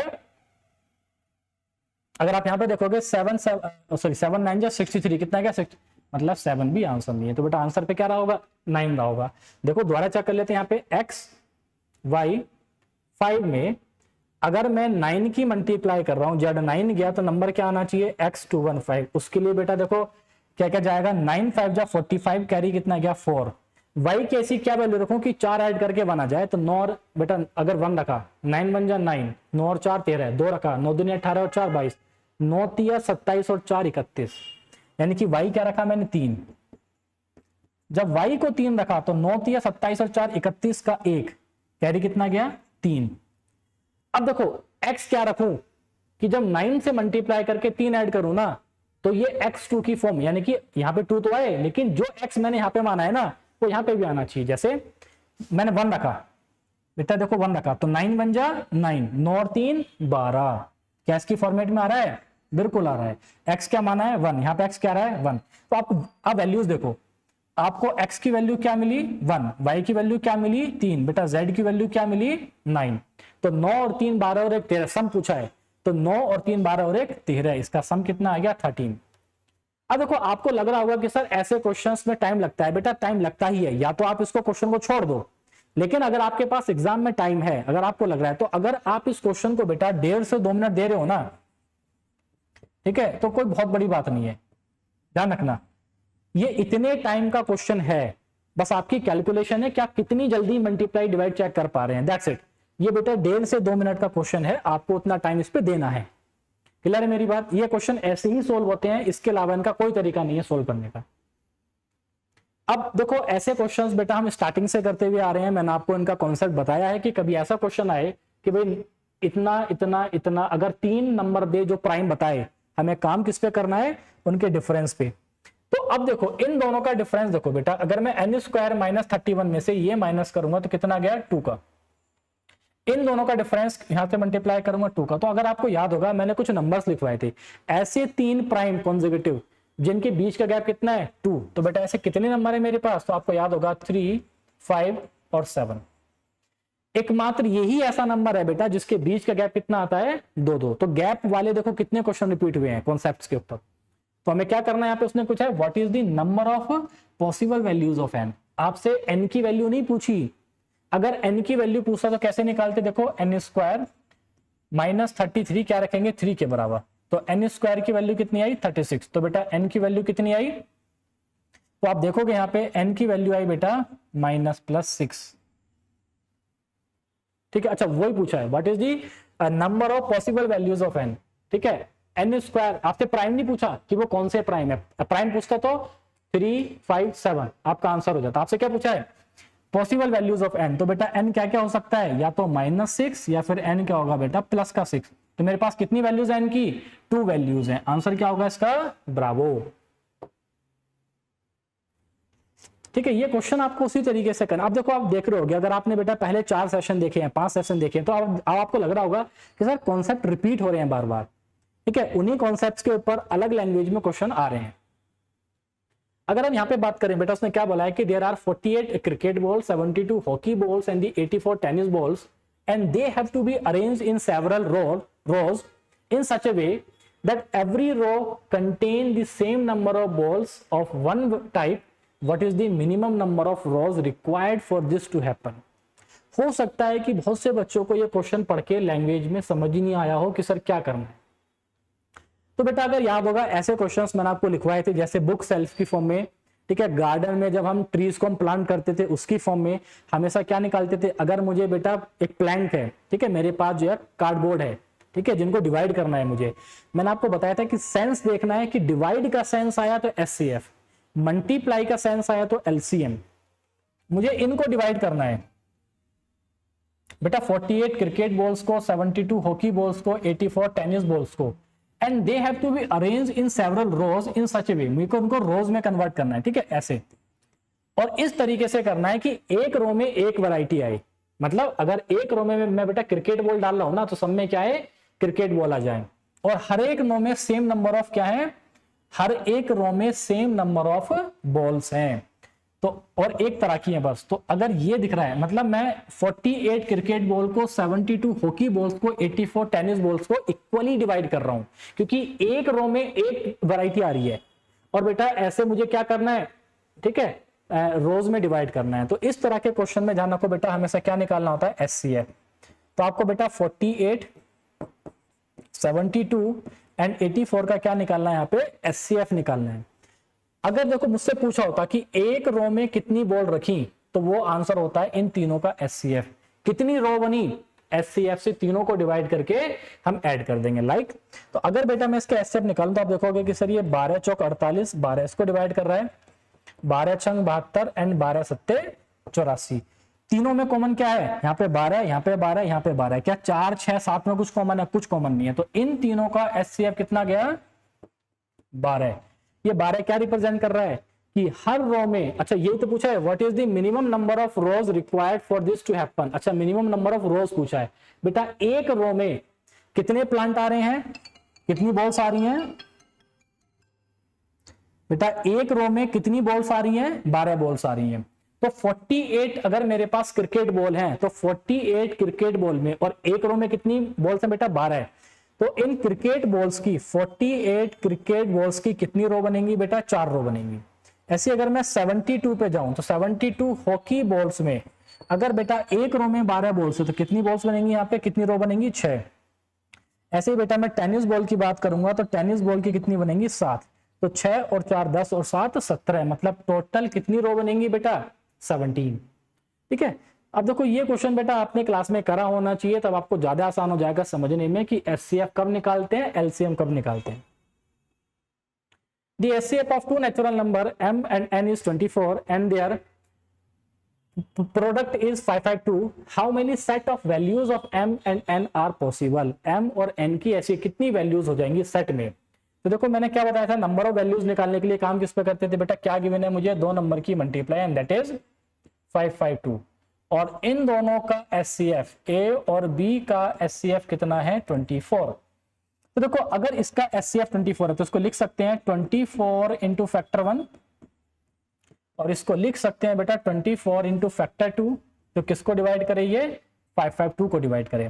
देखो 12 से डिवाइड किया, 12 दूनी 24, तो बेटा 12 चौक 48, कितना गया 12 छंग 72, 2 से डिवाइड करेंगे कितना गया 23। अगर 552 ये दो नंबर का मल्टीप्लाई है, और बेटा ये दोनों नंबर किससे डिवाइड होते हैं, एचसीएफ से, तो इन दोनों का जो मल्टीप्लाई है ये भी एचसीएफ से डिवाइड होना चाहिए था। क्या हो रहा है, देखो एक बार 24 से तो डिवाइड हो गया, लेकिन इस 24 से डिवाइड नहीं हुआ। हमारे पास क्या बचा, देखो factor 1 into factor 2 is equal to 23 divided by 24। क्या बेटा इंटीग्रल वैल्यूज आपको दिख रही हैं, क्या कभी डिवाइड कर पाएगा? इसका मतलब ऐसी वैल्यू हमारे पास पॉसिबल ही नहीं है जिसमें दो नंबर का एचसीएफ 24 आ जाए और उनकी मल्टीप्लाई कितनी आ जाए, दो नंबर की 552। अगर 24 इसको डिवाइड कर पाता तभी पॉसिबल है, ठीक है, ध्यान रखना इस तरीके से आप। आगे क्या बोला है देखो, a certain number of two digit is 3 times the sum of its digit, if 45 is added to the number the digits will be reverse, what is the sum of the square of two digit of the number. उस two digit के number के square का sum पूछा है, क्या होगा अगर वो एक टू डिजिट का नंबर है जो कि अपने डिजिट्स की सम से 3 गुना है। देखो मान लेते हैं कि एक टू डिजिट का नंबर कितना है बेटा, वो x और y। तो क्या बोल रहा है, अ certain number of two digit is, तो ये जो टू डिजिट का नंबर है ये कितना है बेटा, 3 times of its sum of digit. और किसी भी टू डिजिट के नंबर को मैंने बताया था कैसे ब्रेक करेंगे, इन the form of the place value. ये क्या बनेगा बेटा 3x प्लस 3y, यहां से हम सोल्व करेंगे तो कितना गया बेटा 7x is equal to 2y। ये आपके पास एक इक्वेशन आएगी। आगे क्या बोल रहा है, 45 इज एडेड, अगर मैं एक्स वाई में 45 को ऐड करूं तो मतलब बड़ा नंबर आएगा, लेकिन कैसे आएगा, डिजिट्स रिवर्स हो जाएंगी। तो उसको कैसे ब्रेक करते हैं बेटा, 10x plus y plus 45 is equal to 10y plus x, क्योंकि नंबर को हम कैसे ब्रेक करेंगे, उसकी प्लेस वैल्यू की फॉर्म में। इसको इधर लेके जाएंगे तो कितना गया बेटा 9y minus 9x is equal to 45 and y minus x is equal to 5। बेटा नंबर फाइंड करना है तो मुझे 2y पुट करना आसान है, इसमें 2 से मल्टीप्लाई कर देंगे तो कितना गया 2y minus 2x is equal to 10। बेटा 2y की जगह क्या पुट करेंगे 7x, तो 7x माइनस 2x कितना गया 5x इज इक्वल टू 10। तो x की वैल्यू कितनी गई बेटा 2। और अगर x की वैल्यू 2 है तो बेटा y की वैल्यू कितनी जाएगी 7। हमने नंबर क्या माना था xy, मतलब वो नंबर क्या था 27। हमसे क्या पूछा है, what is the sum of the square of the two digit, उस टू डिजिट के नंबर की डिजिट का स्क्वायर, 2 का स्क्वायर 4, 7 का स्क्वायर 49, तो 49 और 4 कितना जाएगा बेटा 53। तो चार्ली इज दी आंसर। अब देखो दोबारा से बेटा क्वेश्चन किसका आ गया है, रिमाइंडर का, कि what is the remainder when 4 की पावर 96 इज डिवाइडेड बाय 6। अगर 4 की पावर 96 को मैं किससे डिवाइड करूंगा बेटा 6 से डिवाइड करूंगा, तो आपसे पूछा है कि रिमाइंडर क्या है। देखो इस तरह के क्वेश्चन में आप 2 से 3 तरीके अप्लाई कर सकते हो बेटा। अब आपको दिख रहा है कि सर 4 और 6 उसमें कुछ कॉमन है, ठीक है, they are not relatively prime, तो आप इसको डिवाइड करके भी सोल्व कर सकते हो। कैसे, अगर मैं बेटा एक 4 बाहर ले लूं यहां से, तो मुझे यहां पे क्या बचेगा 4 की power 95 divided by 6, isn't it. अब एक चीज देखो, मैं 2 से डिवाइड कर रहा हूं तो 2 2 जा 4, 2 3 जा, आपको बस ये ध्यान रखना है अगर रिमाइंडर निकालते टाइम आप उसको सोल्व करके किसी भी नंबर से डिवाइड कर रहे हो ना बेटा, लास्ट में जो भी रिमाइंडर आएगा आप उसमें उसी नंबर से वापस से उल्टा करोगे। मतलब अगर आपने डिवाइड किया है तो आप उसको डिवाइड करोगे, मल्टीप्लाई किया है तो मल्टीप्लाई करोगे। तो बेसिकली मैंने यहाँ पे क्या किया, इसको एक तरीके से आप देखोगे तो 2 से डिवाइड कर दिया है ना। तो आगे देखो क्या बचा मेरे पास, तो डिवाइड किया है तो वहां पे मल्टीप्लाई, बेसिकली देखेंगे इसको तो क्या करेंगे 2 इंटू 4 की पावर 95 डिवाइडेड बाय 3।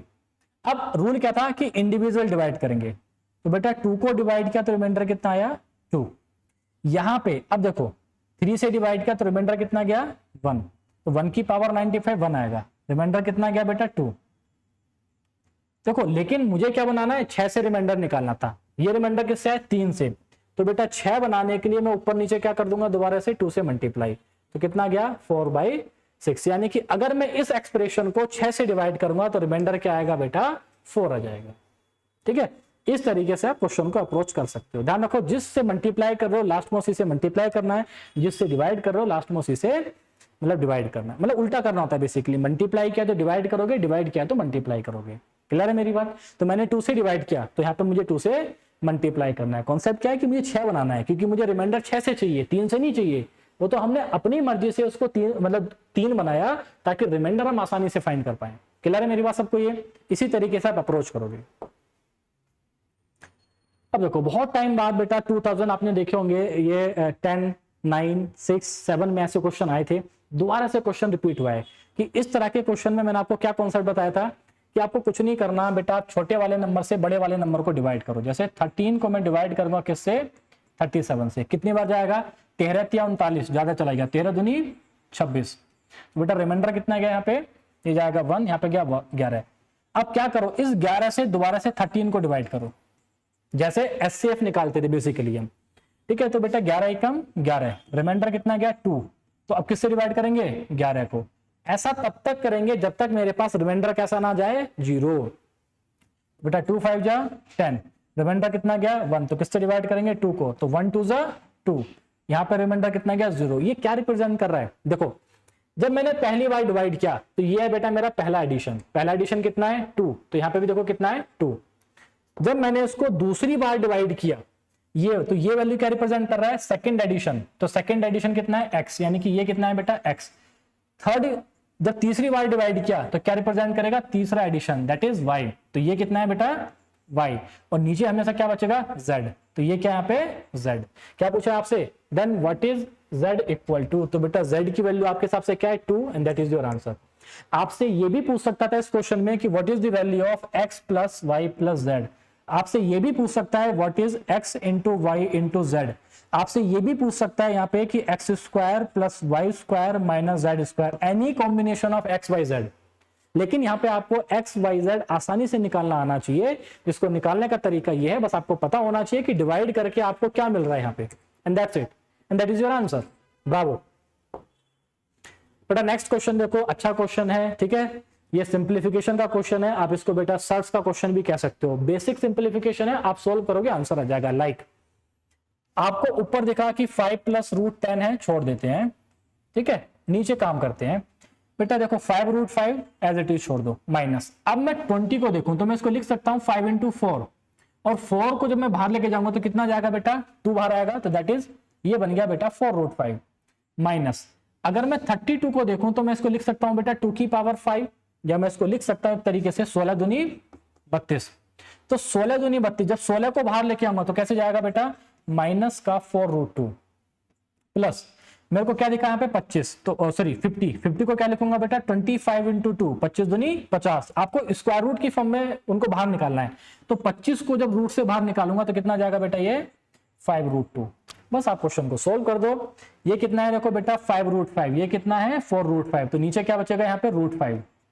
ये कितना है देखो 4 रूट 2 माइनस का ये कितना है बेटा 5 रूट 2, तो नीचे क्या बचेगा यहाँ से बेटा, ठीक है, प्लस का रूट 2। ऊपर देखो यहाँ पे क्या बचा 5 प्लस, इसको मैं लिख सकता हूं बेटा रूट 2 इंटू रूट 5, अगर आप एक तरीके से देखोगे तो। अब यहां से अगर मैं रूट 5, और नीचे क्या बचा मेरे पास, ये बचा रूट 5 प्लस रूट 2। बस आपको बेसिक कैलकुलेशन आनी चाहिए। मैं यहां से रूट 5 कॉमन लूंगा, जब मैंने ऊपर से बेटा रूट 5 कॉमन लिया यहां से, तो इसको रूट 5 से डिवाइड करेंगे तो ये क्या बना रूट 5, ये रूट 5 से कॉमन लिया, क्या बना root 2 upon root 5 plus root 2, ये क्या हो जाएगा कैंसिल आउट, तो मेरा आंसर क्या आ गया रूट 5। बेसिक सिंप्लीफिकेशन था, आपका आंसर क्या जाएगा इसमें डेल्टा। बस आपको ये कन्वर्ट करना आना चाहिए, एंड दैट्स इट। अब देखो बेटा ये आता है प्रैक्टिस से, जितना आप प्रैक्टिस करोगे, जितना इस तरह के क्वेश्चंस को आप सोल्व करोगे, आप आसानी से इन पे अप्रोच कर पाओगे। अब देखो अभी थोड़ी देर पहले मैंने आपको बताया था, दोबारा बता रहा हूं, क्या पूछा है कि what is the unit, what is the digit in the unit place of the ये जो मल्टीप्लाई हमारे पास गिवन है, यहाँ पे हमसे पूछा है कि यूनिट डिजिट क्या है। अब एक चीज देखो बेटा, मैंने बताया था कि अगर किसी भी नंबर के लास्ट में 5 है और आप एक ऐसे नंबर से मल्टीप्लाई कर रहे हो जिसके लास्ट में एक इवन डिजिट है, तो बेटा आखिरी डिजिट मेरी हमेशा क्या आएगी, 0। अगर आप एक ऐसे नंबर की मल्टीप्लाई कर रहे हो जिसके लास्ट में 5 है और ऐसे नंबर से मल्टीप्लाई कर रहे हो इनफाइनाइट तक जिसके लास्ट में हमेशा एक और नंबर आ रहा है, तो मेरी आखिरी डिजिट क्या आएगी, 5। अब एक बार देखो 81, 82, 83, 84, अगला नंबर क्या आएगा बेटा, 85, आखिर में क्या आ रहा है, 5। क्या कोई ऐसे नंबर की मैं मल्टीप्लाई कर रहा हूं 85 के अंदर जिसके साथ इवन आ रहा हो, तो आपने लिखा सर इवन तो 2 पे भी आ रहा है, 4 पे भी आ रहा है, मतलब आखिरी डिजिट हमेशा क्या आएगी, 0। आपको चेक ही नहीं करना, बस आपको एक कॉन्सेप्ट यहाँ पे बेटा पता होना चाहिए था।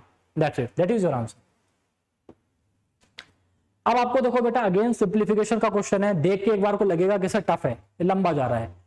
बस अगर आप इस क्वेश्चन को देख के नहीं घबराए तो बेटा ये क्वेश्चन आराम से 30 सेकंड में सोल्व हो जाएगा। लेकिन अगर आप सिर्फ क्वेश्चन को देख के आप घबरा गए कि कैसे सोल्व करेंगे, उसने अगेन क्या पूछा है कि what is the remainder obtain when, देखो सेम क्वेश्चन है, अगर आपको याद होगा, देखो बिल्कुल सेम क्वेश्चन है बेटा, रिपीट हुआ है एग्जाम में, अगर आपने ध्यान दिया होगा,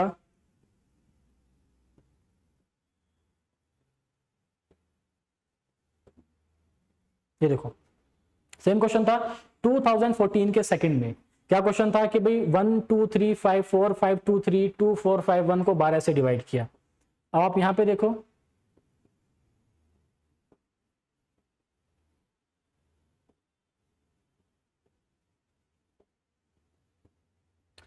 सेम क्वेश्चन है बेटा, बस थोड़ा सा उसने क्या किया, डिजिट को चेंज कर दिया, मतलब एक दो डिजिट सेम है बाकी चेंज कर दी। सेम कॉन्सेप्ट है बिल्कुल जो आपको अप्लाई करना है। क्या करना है, उसने क्या बोला है कि 1421 इंटू 1423 इंटू 1425 को बेटा 12 से डिवाइड करना है। मैंने रूल क्या बताया था कि आप इंडिविजुअली डिवाइड करो, इंडिविजुअली डिवाइड करके जो रिमाइंडर आएगा उसको हम डिवाइड, मतलब रिमाइंडर को बीच में मल्टीप्लाई है तो मल्टीप्लाई करेंगे, एडिशन है तो ऐड करेंगे, सब्ट्रैक्शन है तो सब्ट्रैक्ट करेंगे, दोबारा से उसको 12 से डिवाइड कर देंगे। देखो 12 से डिवाइड किया बेटा, 12 एकम 12 कितना गया 22, 12 एकम 12 कितना गया 10, तो 101। तो बेटा 12 अट्ठे इसमें कितना जाएगा बेटा, 12 अट्ठे 96, तो 96 4 यानी 5, यानी कि यहाँ पे रिमाइंडर कितना बचा बेटा, प्लस का 5। तो मैंने इसको यहाँ पे लिख लिया इनटू, जब आप मैं 14 23 को डिवाइड करूंगा, देखो 12 एकम, अब आप देखो 21 से 2 ज्यादा है, आपको ये दिमाग लगाना था, मतलब यहाँ पे रिमाइंडर कितना बचा 5, तो यहाँ पे रिमाइंडर कितना बचेगा 7। बस आपको इस तरीके से दिमाग लगाना था। ये बेटा 21 से कितना ज्यादा है, देखो 4 ज्यादा है, अगर यहाँ पे रिमाइंडर 5 है तो यहाँ पे कितना आएगा 9 आएगा। That is your answer. आप इंडिविजुअल डिवाइड करके भी निकाल सकते हैं, सेम आंसर आएगा। आप ऐसे भी दिमाग लगा सकते हैं, देखो ये क्या है 1421, ये कितना है 1423, ये कितना है बेटा 1425। तो अगर इसको डिवाइड करके 5 रिमाइंडर आया और ये 2 ज्यादा है तो मतलब बेटा यहाँ पे 7 रिमाइंडर आएगा, और ये इससे 2 ज्यादा है तो मतलब यहाँ पे 9 रिमाइंडर आएगा। इस पर क्या करना है, किसी की 2 को मल्टीप्लाई करो, 7 पंजे 35, ये नहीं कि सबको मल्टीप्लाई करना है। रूल क्या था, इंडिविजुअल डिवाइड करो। 12 से जब 35 को डिवाइड करूंगा तो 12 तिया 36, 36 से कितना कम है 1 कम है, मतलब रिमाइंडर कितना गया माइनस का 1। बेटा देखो 9 को डिवाइड करेंगे, या तो 9 छोड़ दो या फिर 12 1 कम 12, 12 से 9 कितना कम है 3 कम है, तो रिमाइंडर कितना गया माइनस का 3। बेटा जब माइनस माइनस मल्टीप्लाई करेंगे तो कितना आएगा 3 डिवाइडेड बाय 12 है, मतलब आपका रिमाइंडर कितना गया चार्ली, दैट इज ठीक है 3। ठीक है, इस क्वेश्चन को ध्यान से देख लेना बेटा, इसी तरीके से अप्रोच आना है, बहुत बेसिक अप्रोच है जो आपको अप्लाई करना आना चाहिए। क्वेश्चन नंबर 300 देखो क्या बोल रहा है, a student was asked to multiply a number by 25। ठीक है, एक स्टूडेंट को बोला गया कि किसी नंबर में 25 से मल्टीप्लाई करो, लेकिन he instead multiplied the number by 52। बेटा 25 से मल्टीप्लाई करने के बजाय उसने किससे मल्टीप्लाई कर दिया, 52 से मल्टीप्लाई कर दिया। एक नंबर था जिसमें बोला गया कि 25 से मल्टीप्लाई करो, लेकिन 25 से मल्टीप्लाई करने के बजाय किससे कर दिया उसने 52 से। अब बेटा अगर बताओ 25 से मल्टीप्लाई करना था 52 से कर दिया तो नंबर कैसा आएगा, ज्यादा आएगा। आप इसको ऐसे भी कर सकते हो कि 25 से मल्टीप्लाई करना था 52 से कर दिया, तो बेटा मेरे पास कितना ज्यादा आया आंसर 324। ये जो ज्यादा आया किसकी वजह से आया है, इन दोनों के डिफरेंस की वजह से। आप ऐसे भी कर सकते हो, यहां से एक ही बात है। ठीक है, जैसे तो बेटा n into 52 minus n into 25, दोनों तरीके से कर सकते हो, n की फॉर्म में भी। तो बेटा इन दोनों का डिफरेंस कितना है 324। यही चीज मैंने बिना n माने कर दिया कि अगर मैं 25 से मल्टीप्लाई करता एक नंबर आता, अगर मैं 52 से कर रहा हूं तो कितना ज्यादा आ रहा है 324। तो 324 ज्यादा क्यों आया, क्योंकि मैंने 25 की बजाय 52 से मल्टीप्लाई किया, तो इन दोनों का डिफरेंस कितना 27, यानी कि 27 यूनिट की वैल्यू 324, 1 यूनिट की वैल्यू निकालोगे, यहां से 25 की वैल्यू निकाल दो, आपको नंबर निकल जाएगा कि भाई जो नंबर में मल्टीप्लाई करना था वो क्या था। ठीक है, अब देखो बेटा यहां से मैंने क्या किया, तो इन दोनों का डिफरेंस अगर मैं देखूंगा 25 माइनस 20 सॉरी 52 माइनस 25 कितना आएगा बेटा 27, कितना गया 324, n पूछा है तो कितना चला जाएगा बेटा 324 डिवाइडेड बाय 27, तो 9 तिया 27, तो बेटा 9 तिया कितना जाएगा 27 और 9 छक्का 54, तो 9 4 जा 36, कितना गया बेटा ये, तो n की वैल्यू कितनी आएगी आपके पास, अच्छा ये उल्टा कर दिया मैंने डिवाइड, बेटा दोबारा देखो ध्यान से इसको, कितना गया आपने 324 को डिवाइड करना है 27 से, तो ये 9 3 जा जाएगा, 9 बार थोड़ी ना जाएगा, और ये कितना गया बेटा 9 3 जा 27, और बाद में कितना गया बेटा ये 9 6 जा 54, जब 3 से डिवाइड करेंगे तो कितना जाएगा 12, इसका मतलब वो नंबर क्या था जिसमें मल्टीप्लाई करना था 25 से 12, दैट इज योर आंसर। ठीक है, और अगला क्वेश्चन देखो बेटा क्या बोल रहा है कि what is the number of possible values of p and q in the number 357p25q is divisible by both 3 and 5। ठीक है, वो दोनों जो है बेटा 3 और 5 से डिविजिबल होंगे। अच्छा क्वेश्चन है, स्टार मार्क करो बेटा, और इस क्वेश्चन को देखो हम करेंगे नेक्स्ट सेशन में। क्लियर है बेटा मेरी बात आपको। अब आपने देखा होगा कि बेटा आज के सेशन में हमने जो है 300 तक क्वेश्चन किए हैं, और इससे आगे के क्वेश्चन हम नेक्स्ट सेशन में सोल्व करेंगे। अगर आपको ये वीडियोस बेटा पसंद आ रहे हैं, अगर आपके लिए हेल्पफुल हैं, अगर आपकी ये प्रिपरेशन में हेल्प कर रहे हैं, अगर आपका रिवीजन अच्छे से हो रहा है, तो बेटा इनको शेयर कीजिए। ठीक है, जो बच्चा रिवीजन कर रहे हैं लास्ट टाइम पे, जिनको ये रहता है कि सर पूरा नंबर सिस्टम कैसे रिवाइज करें PYQ के थ्रू, तो बेटा आप इसको शेयर, उन लोगों को इसको आप शेयर कीजिए, आप इसको लाइक कीजिए। ठीक है, और कोशिश कीजिए कि ज्यादा से ज्यादा लोग बेटा इसको देख पाए, ताकि उनकी प्रैक्टिस अच्छी हो पाए लास्ट टाइम पे। तो आप सभी से बेटा मुलाकात करते हैं नेक्स्ट सेशन में। Till then Jai Hind to all of you, और आप अपनी तैयारी बेटा अच्छे करते रहिए, आप प्रैक्टिस करते रहिए।